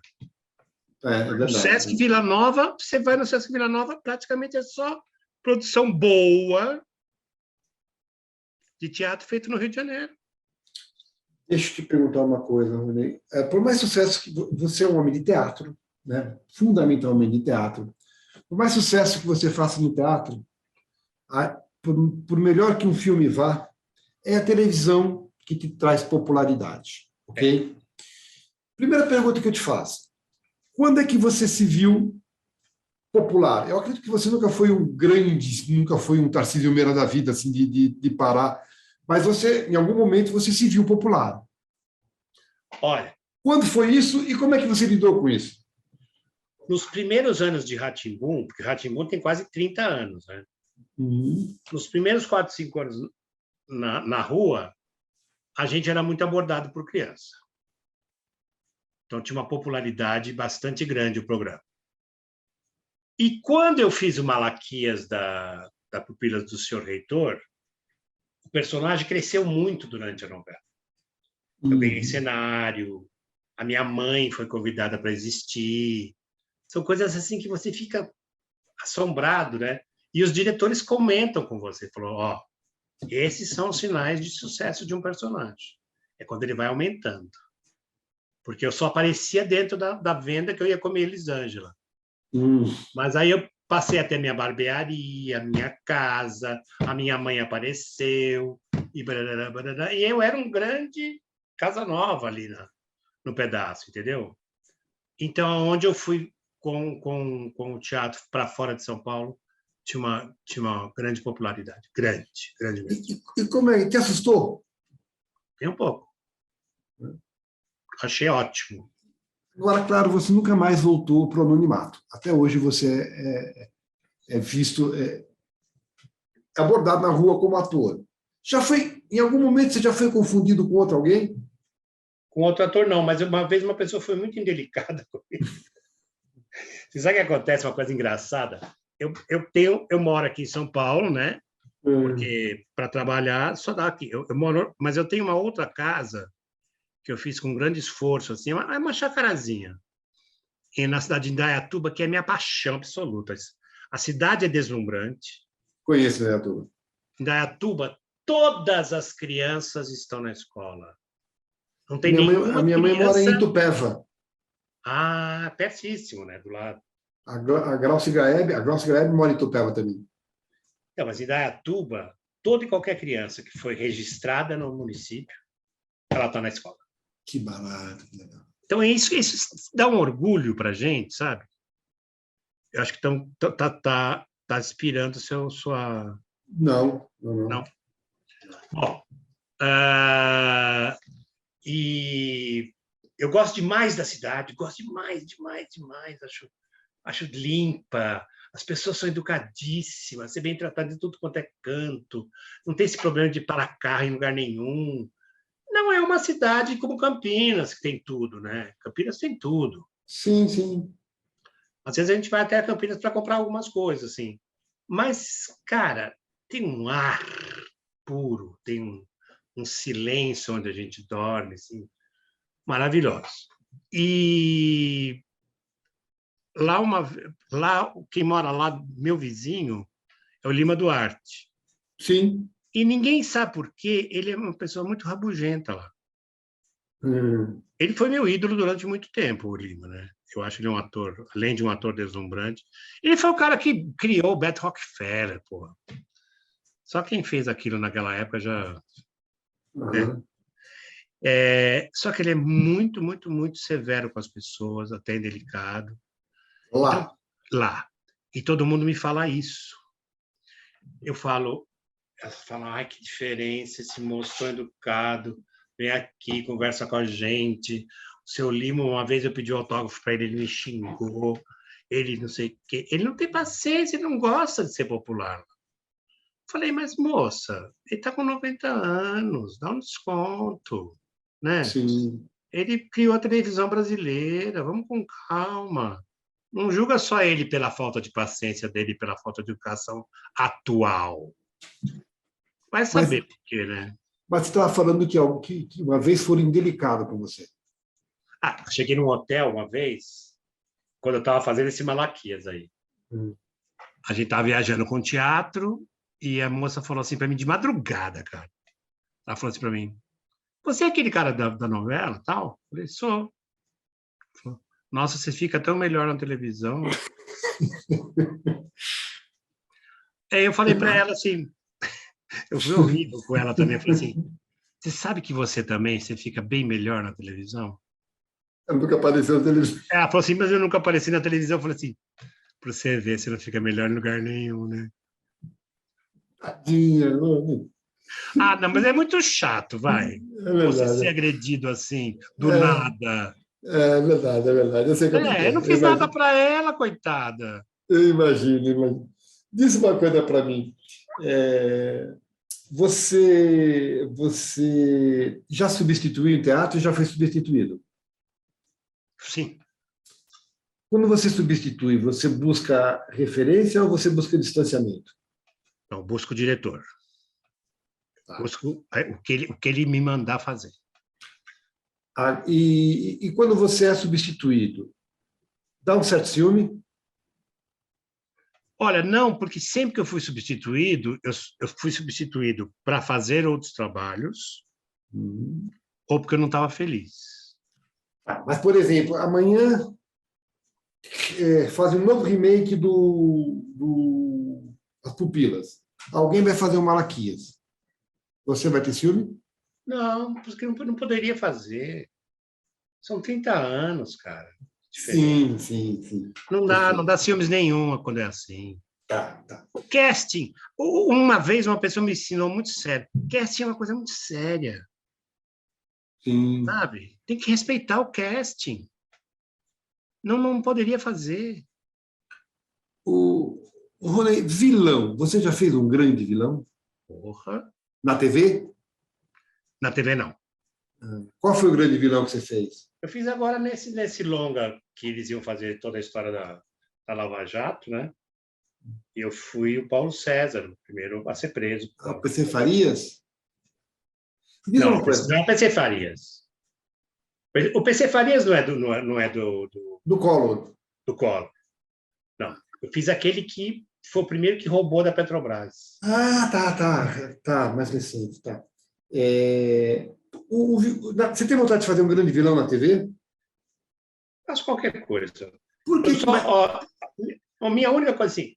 Outro dia um amigo meu falou assim: vamos fazer uma série em que você vai ser um puta bolsonarista, daqueles foda pra gente pôr no ar, porque nós precisamos combater. Então, eu falei, eu não consigo. Nesse momento eu não consigo.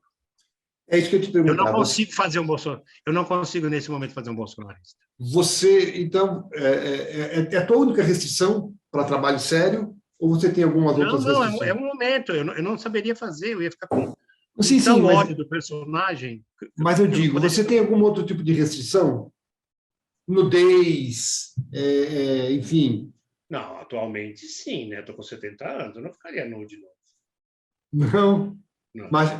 Com Mas 70 anos, não. Isso hoje, faria normalmente... Fiz. Já fez? Tá. Mas eu não...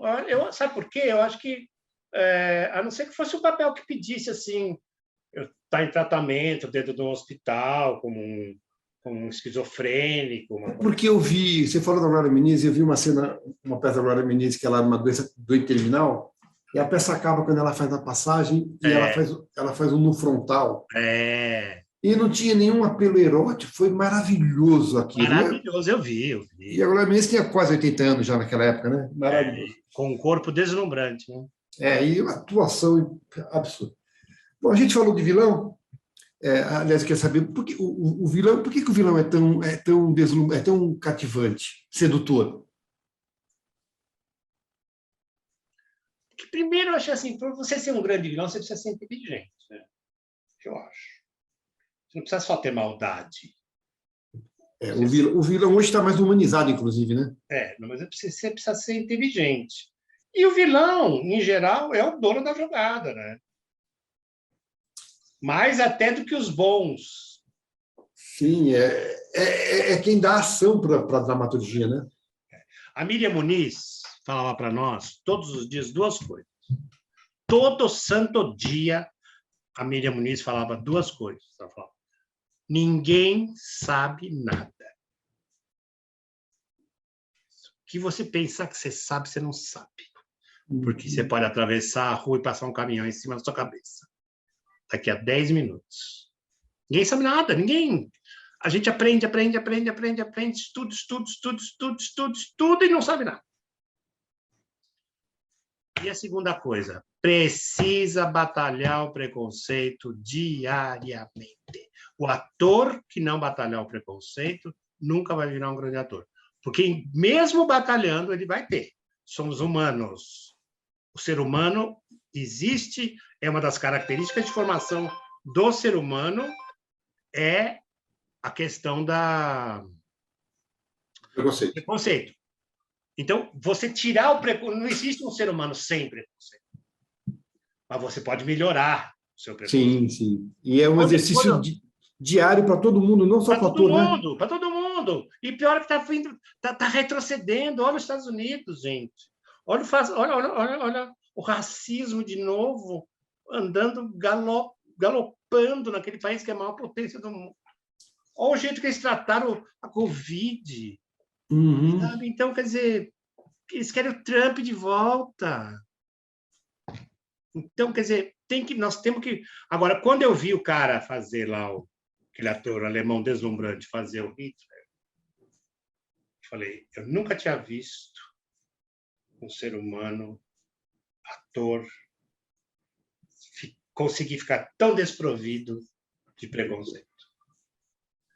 Porque eu acreditei naquele Hitler, daquele cara, bicho.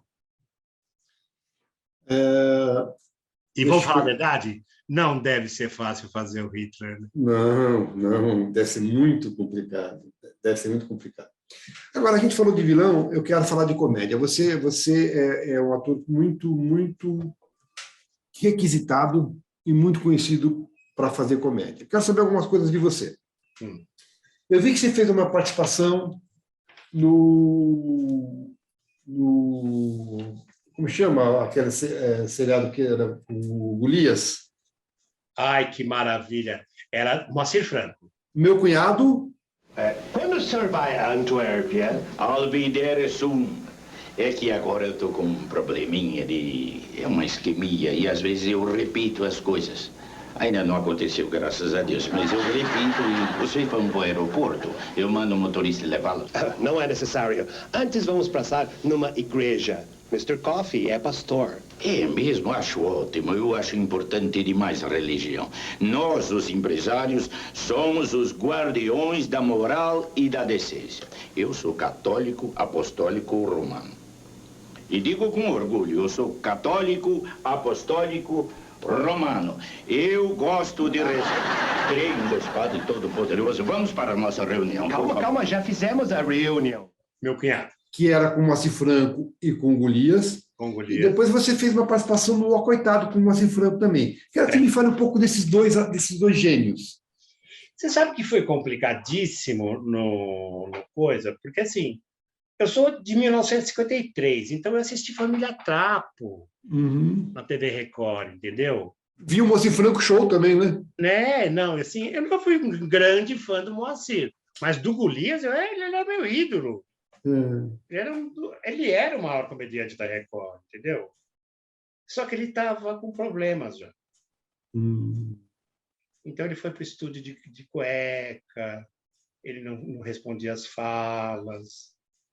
Foi muito triste, foi muito difícil lidar com aquilo, mas ao mesmo tempo eu fiquei tão fascinado de ver o Moacir Franco com a paciência e dando a possibilidade daquele homem ainda fazer. Eu sou fã do Moacir. Ela era fã do Golias, sou fã do Moacir. Eu acho o Moacir um gênio. Mas o Moacir, quando a gente foi filmar com ele tinha acabado de fazer, sei lá, a 20ª plástica dele. E o cabelo dele saía daqui, assim, quase pegando a sobrancelha, de tanto implante de cabelo que ele fez. Mas ele era um amor de pessoa de um jeito, cara. Um amor de pessoa de um jeito. Então, Rony, eu te perguntei, falei do Moacir, falei do Golias, porque eu quero saber de você o seguinte. Você, como humorista, né, que tem o teu trabalho muito caracterizado no humor, fazer uma escada é difícil. Você foi escada para esses caras, né? É difícil ser escada? Sabe o que acontece? Porque, às vezes, você tem mais o conhecimento, por exemplo, da cena, do que esse cara que é múltiplo na televisão. Porque eles são muitas coisas, né? O Moacir era apresentador, era cantor, ele não era só um ator. Você concorda? Claro. Ele era um fenômeno. Sempre foi. E quem dirigia o programa era o filho dele, o Guto, que quando foi criança foi uma das crianças mais bonitas da televisão brasileira. E famosas também, né? Famosas também. Então essas pessoas, elas são múltiplas, né? Elas têm o domínio da televisão. Mas como ator, às vezes, você sabe um pouco a mais que ele, mesmo sendo mais jovem. Sim. Porque é a sua especialidade. Eu nunca fui apresentador de programa, eu nunca fui cantor, nunca fui nada disso, entendeu? Então é difícil, porque você não pode falar nada nunca, né? Você tem que respeitar a hierarquia. E como eles são pessoas maravilhosas, esses dois são mesmo. Pessoas maravilhosas, entendeu? Pessoas que não têm a maior humildade, não falam alto com ninguém. São grandes pessoas, né? Depois, eu nunca fui fã do Silvio Santos, por exemplo. Eu não gosto do Silvio Santos. Eu até fiz a peça dele agora, a última, o musical da vida dele. Nem como patrão? Como nada. Porque, assim, eu acho que um homem que cria uma rede de televisão e nunca fez um programa infantil decente, nunca fez, ele só comprou. Ele nunca produziu bosta nenhuma decente. E não tem respeito pelo profissional que trabalha lá. Ele interrompe a novela da própria mulher e manda chega. Sabe? Então, não dá, né? Eu não gosto de gente assim. Eu não gosto. Agora me diz uma coisa, ainda falando do humor. É sabido que o humor é muito mais difícil fazer humor, porque o humor é matemático. Ainda assim, o humor é visto pela crítica especializada como gênero menor. A que se atribui isso? Mas não é o que você está falando, não é mais difícil. Não é mais assim? Não é mais difícil fazer humor? Não. Todo mundo fala que é? Eu não falo. Você não acha mais difícil? Você acha fazer drama mais difícil? Para mim é muito mais. Olha que engraçado. Mas, de qualquer maneira... Sabe o que acontece? O humor depende da inteligência com que você entende o texto. Então, tem gente, por exemplo, que acha um absurdo da pausa no humor. Eu dou tanta pausa no humor. Né? Se chegar uma pessoa e falar assim, bom dia, é uma coisa. Se falar, bom dia, é outra coisa. Agora, de qualquer maneira, a crítica vê como gênero menor, né? Mas você sabe o que aconteceu? Sim, sempre falou. A Ilana Kaplan ganhou o prêmio... como chama o prêmio? Mulher? Não, como chama? É prêmio Mulher, não é? De teatro? Ou não, prêmio? É mulher. Então, foi a primeira comediante a ganhar. Como atriz? Como atriz, porque ela fez aquela peça deslumbrante com o Fagundes, que ela dava um show, né?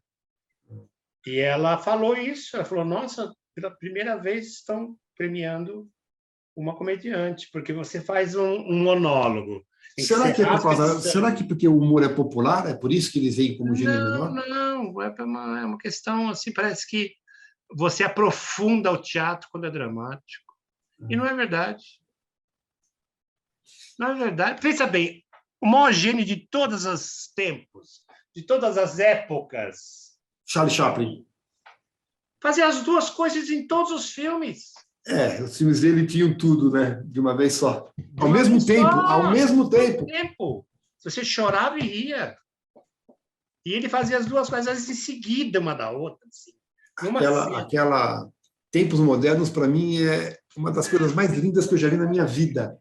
Aquele garoto, o que é aquilo, gente?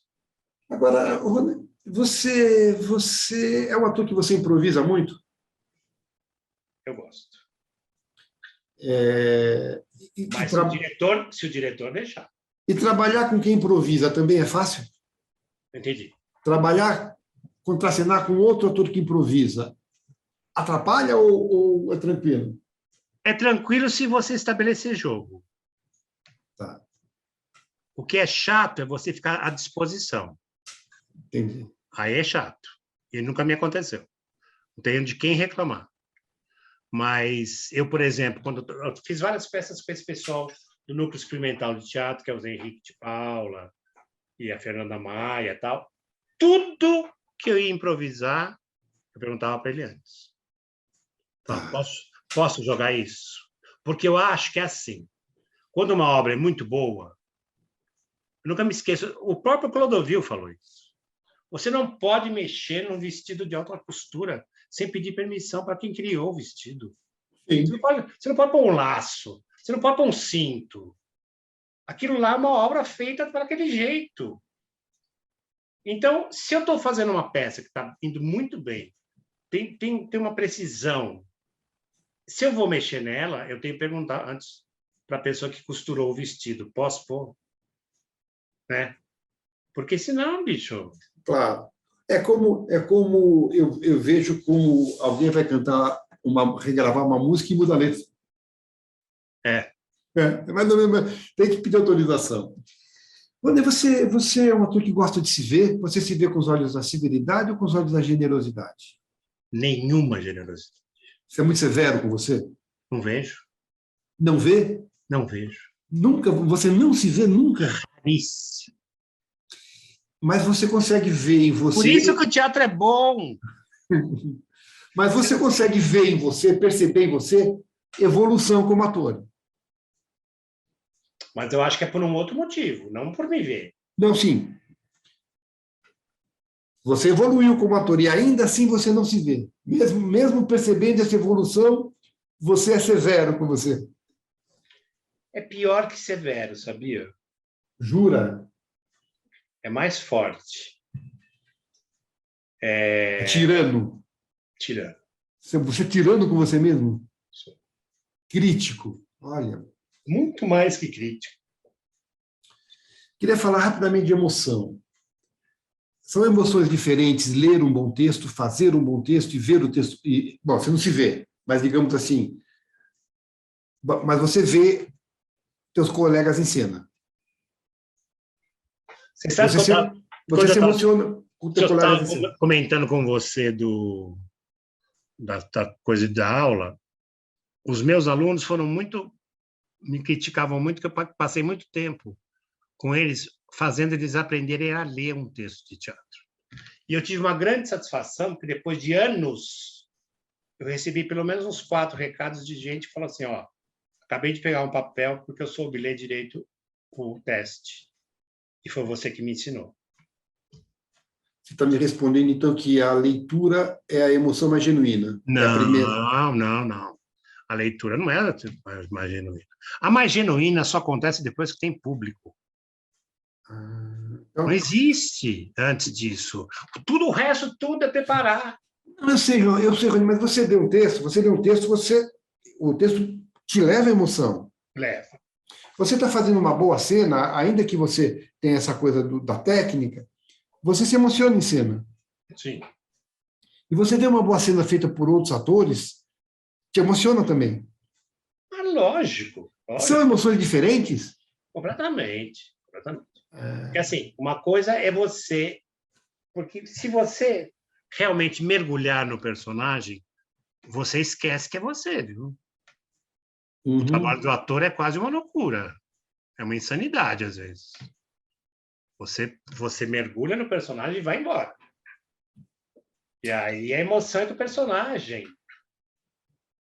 Então é muito bonito, cara. Agora, é muito lindo ver uma cena deslumbrantemente emocionante de atores que são seus amigos, né? Sim. É muito bonito. Você sabe que o grande problema, eu tive isso 2 vezes. Meu maior problema, quando eu tive assim, foi assistir o companheiro. Que é uma coisa que você pode fazer. Da coxia? Não, em cena. Às vezes o cara está fazendo tão bem, mas tão bem, que você começa a assistir. Você fala, caralho. Aconteceu 2 vezes comigo. Aconteceu com... Um foi com a Rose Campos, que deu a louca nela um dia e ela fez uma cena como ela nunca tinha feito. E eu fiz assim, nossa Senhora. Saí completamente do meu personagem. Ficou o Rony vendo a Rose fazer teatro, em cena.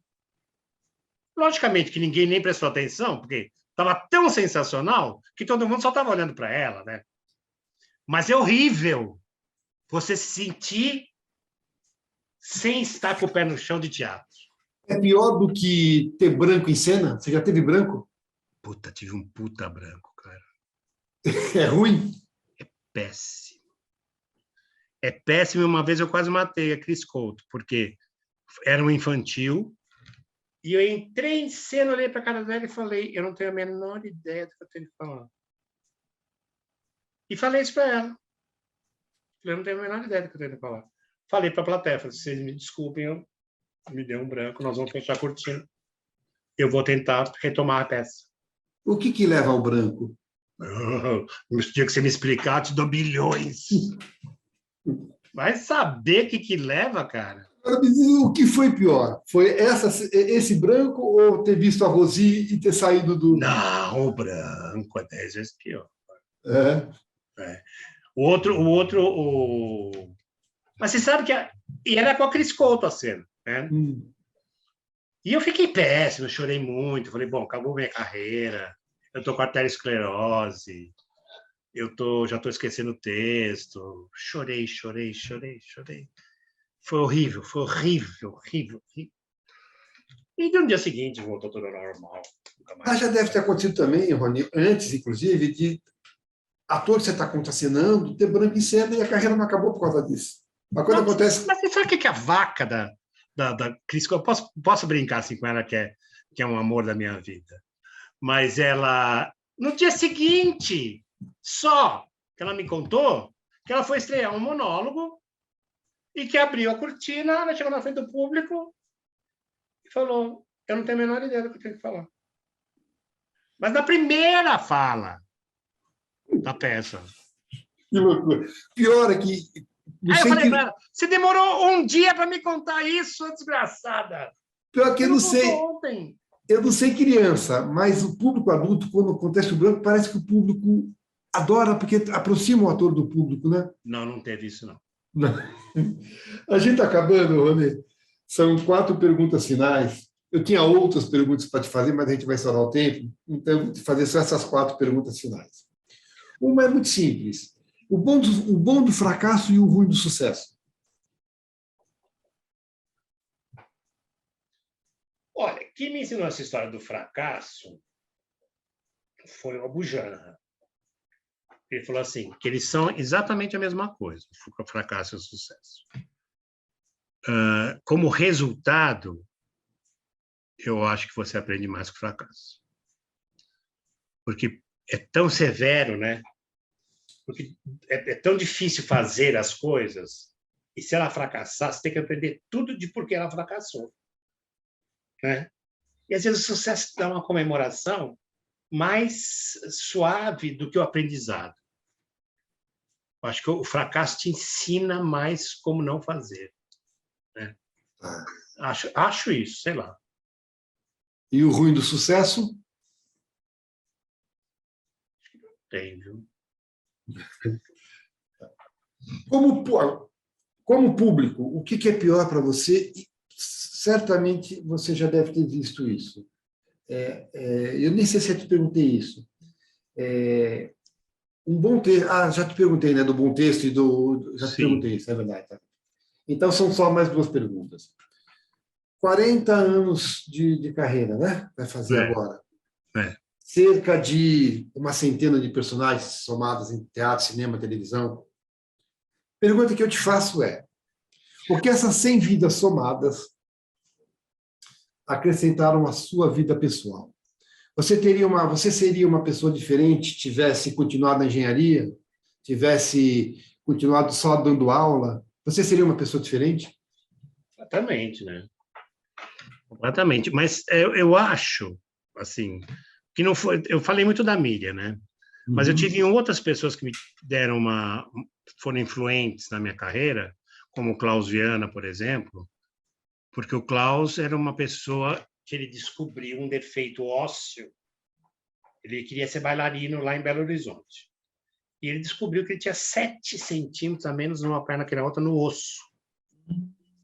Então, ele criou um método de preparação corporal através do defeito dele. Você olhava o Klaus de lado, ele era uma linha reta. Assim. Se olhava ele de trás, ele era uma senhora. E para não sofrer a vida inteira, não pôde dançar. Todos os dias ele falava a mesma coisa. Qualquer defeito que não seja no osso, você conserta. Ele falava. Entendeu? E ele tinha uma coisa que ele desenvolvia o trabalho dele a partir dos pés, quase um ano só trabalhando o pé. Ia subindo, ia subindo, ia subindo, ia subindo, ia subindo. Aí começava a trabalhar a parte toda que é a parte torácica, a parte sexual, respiração, tudo, braço, mão, cabeça. E tinha o estudo completo do Cláudio demorava uns 8 anos de preparação de ator. E ele falava, a única coisa que você não pode mexer na minha aula é na voz. É? Na voz. Na voz. Porque a voz é a expressão total da pessoa. Isso precisa ser um especialista. Mas o resto eu mexo aqui. Em qualquer lugar do seu corpo, eu mexo com a sua expressão. Agora, a voz, meu filho, só especialista. Então, mas as 100 vidas. Não, o que eu sinto é assim, se eu não fosse um ator, primeiro eu teria morrido ou de alcoolismo, ou de AIDS, ou de outras coisas, entendeu? Porque eu sempre fui uma pessoa que mergulhei nas coisas que eu fiz, né? Eu cheguei, como você mesmo disse, eu cheguei tarde no teatro. Eu primeiro fiz faculdade de engenharia, morei 2 anos fora do Brasil, e aí fui me preparar e estrear. Eu estreiei com 30 anos. Por isso que eu vou fazer 40 anos de coisa e faço 70 em fevereiro, 70 anos de vida. E o que eu sinto é que, assim, mexeu muito com tudo na vida das pessoas, né? Então, por exemplo, eu fiquei tão desgostoso com tudo que aconteceu no nosso país que eu pus o meu ator numa redoma de vidro muito bem conservada, linda, e falei, fica aí, fica quietinho aí, e eu acho que não é hora. E eu me enganei com isso. Porque não existe mais a minha essência sem ser ator. Eu não posso mais me dissociar disso. E eu sofri porque eu insisti. Eu insisti nisso. Eu falei, eu não quero, porque o ser ator é uma coisa sagrada. Agora, ser ator no Brasil é uma merda. Estou te falando, não, estou falando sério. Ó, qualquer profissão ligada à arte neste país, como profissão, é ruim. E eu não sei. Você sabe muito bem. Deixa eu te falar uma coisa. Antes da pergunta final, eu já quero te agradecer. Nós nem falamos de Bregó para o trabalho que fizemos junto. Nós somos dois sem vergonhas em matéria de amar. Eu te amo, tu me amas, mas brigamos sem parar. Nós somos dois sem vergonhas, não podemos ocultar. Você porque vai e volta, eu vou me deixar brilhar. Todo dia a gente briga, chuva e briga, sempre temos que brigar. Você diz que vai embora, eu com raiva nessa hora, não me peço pra ficar. Que lindo aquilo, não? Fica para uma próxima época, que eu lembro que você falou, poxa, eu quero trabalhar com música a minha vida inteira. Mas fica para uma próxima oportunidade, já fica o convite para uma próxima entrevista. Quero te agradecer muito a disponibilidade, quero te agradecer muito a paciência. Quero dizer que adorei a entrevista, espero que você tenha gostado. Eu adoro falar. A gente sempre aprende, eu sempre aprendo muito com os atores, porque cada um traz um universo todo pessoal, embora a entrevista seja muito parecida, o resultado sempre é diferente. Eu adorei, espero que você tenha gostado. Quero perguntar para você, mas pedindo que você deixe o tirano de lado. Tá bom, mas me conta só uma coisa. Anota o nome da Eliana Fonseca aí. Eu lembro que eu te pedi para ficar depois? É uma das coisas que eu vou te pedir. Antes não. Tirando o tirano, com que você se vê. Quero que você responda para mim com os olhos da generosidade. Quem é Rony Facchini?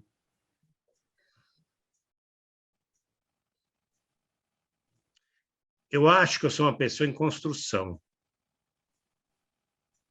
Eu achei que, com a minha idade, assim, para fazer 70 anos, com tanta experiência no teatro, com tanta experiência na vida pessoal, tendo essa trajetória tumultuada, né, de sair de uma faculdade de engenharia, morar fora, voltar, transformar minha vida em ator e tudo mais. Eu achei que eu tinha uma sabedoria para ficar velho, e um velho assim meio Dorival Caymmi, sabe?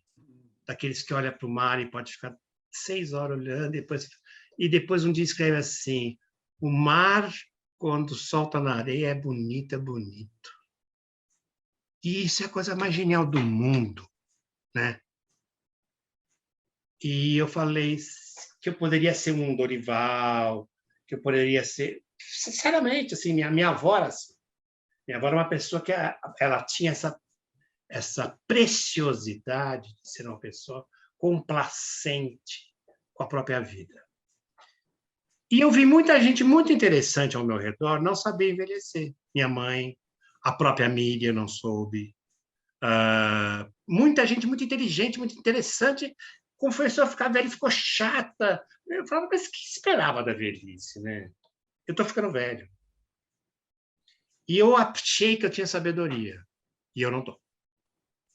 Então, eu estou em transformação, eu estou em construção de ser um ser humano melhor, para ser um homem que saiba me iluminar quem estiver à minha volta, com as minhas experiências e com a minha generosidade, com o enorme amor que existe dentro de mim. É isso que eu quero. Foi um prazer imenso te rever, ainda que remotamente. Te agradeço de verdade essa entrevista e a gente volta a falar mais para frente. Tá bom. Um beijo para você, Rony. Muito obrigado, viu? Até já. Eu gosto muito de iogurte Pauli com polpa de frutas, mas as crianças também. Mas e se eu comer um só? Umzinho só? Não. É gostoso, é nutritivo. Pai também tem os seus direitos, né? Iogurte Pauli com polpa de fruta. Quem tem criança em casa tem Pauli na geladeira. São 7 horas. Bom dia, Brasil. Puxa, acordou cedo, hein? No ar, o programa mais gostoso da manhã. Que café com leite cremoso.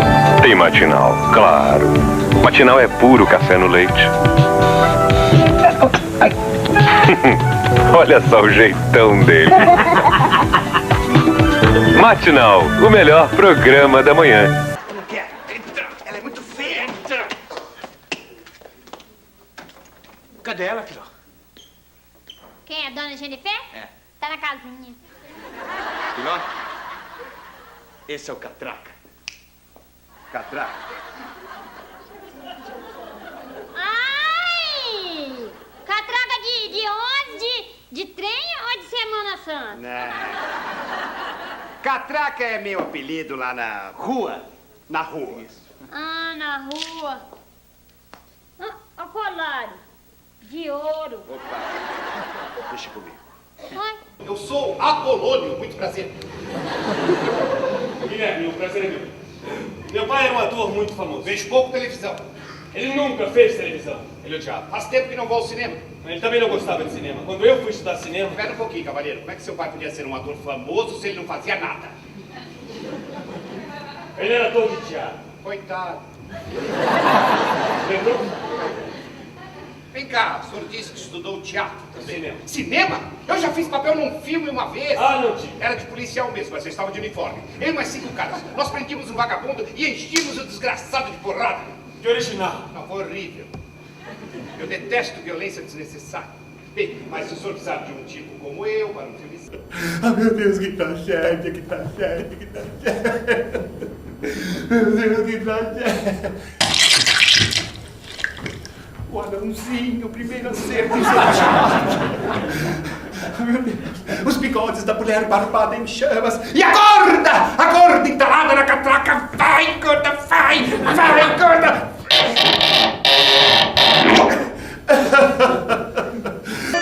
Nasceu? Não, ainda não, doutor Hernani, mas é pra já. Meu Deus. Ai, tá doendo muito, pai. Não tô aguentando mais, não. Tô doendo muito. Mas calma, bonequinha, olha. Você vai ter que suportar, porque já você vai ter um lindo menino. Luva aqui pra mim. Vai, amarra aqui. Vai, calma. Que raio de hospital é esse? Como é que um paciente pode desaparecer assim dentro de um hospital? Sem explicação? Tranquila, senhora. Ele não sumiu, hein? Acá en nuestro sistema consta que ele foi encaminhado ao setor de... Setor de quê? Pediatria. Só o que faltava. Provavelmente meu marido foi fazer o quê? O exame do pezinho agora. Olha, eu exijo uma explicação. É isso mesmo. A minha nora tem toda a razão. Ou vocês nos levam onde está meu filho, ou eu vou chamar a polícia. Entendeu bem? A polícia! Eu vou chamar a polícia! Meravigliosa, veramente meravigliosa. Io sono sicuro che lei sarà un magnifico successo in Italia. Traduzindo, o Guido disse que você vai arrebentar na Itália. Ah, grazie. Arrebentare la bocca del ballone, Mi piace. Agora, Mr. Polpettone, se isso for um golpe, se for armação, você sabe que eu te cubro de porrada, não? Calma, Ana, calma. Scusi, Guido, scusi perché lei ha già ricevuto molte proposte che non erano vere. No, io so. Eu falei que você recebeu propostas que não são de verdade, por isso tá assim. No, ma io intendo. Non parlo bene portoghese, ma io intendo. Io so che in Brasile sono tanti, come si dice? Careta. É muito comum, sim, porque o homem tem dificuldade de assumir que falha, seja na ereção, seja na manutenção dessa Deve estar ereção. havendo algum engano, porque eu vim aqui só para exercer um direito de resposta. Porque... Essa atitude de negação do Bruno é a reação mais comum. E é justamente essa posição defensiva que atrapalha a cura. E tem cura, doutora Luísio? Ah, na maioria dos casos tem sim. Mas para que isso aconteça, é preciso primeiro que o paciente queira se curar. Ele precisa admitir... Acontece, doutor, que eu não tenho que me curar de nada porque eu não tenho doença alguma. Eu não sofro disso. Foi só naquela noite... Pessoal de casa lembrar, vamos ver um trechinho do vídeo onde o Bruno apresenta o seu problema. Não vai mostrar porra de vídeo nenhum. Aliás, você quer mostrar? Então vai mostrar agora aqui ao vivo. Vambora. Tira a roupa aí, sexóloga escrota do caralho. Vambora. Não, que é isso? Cala a boca.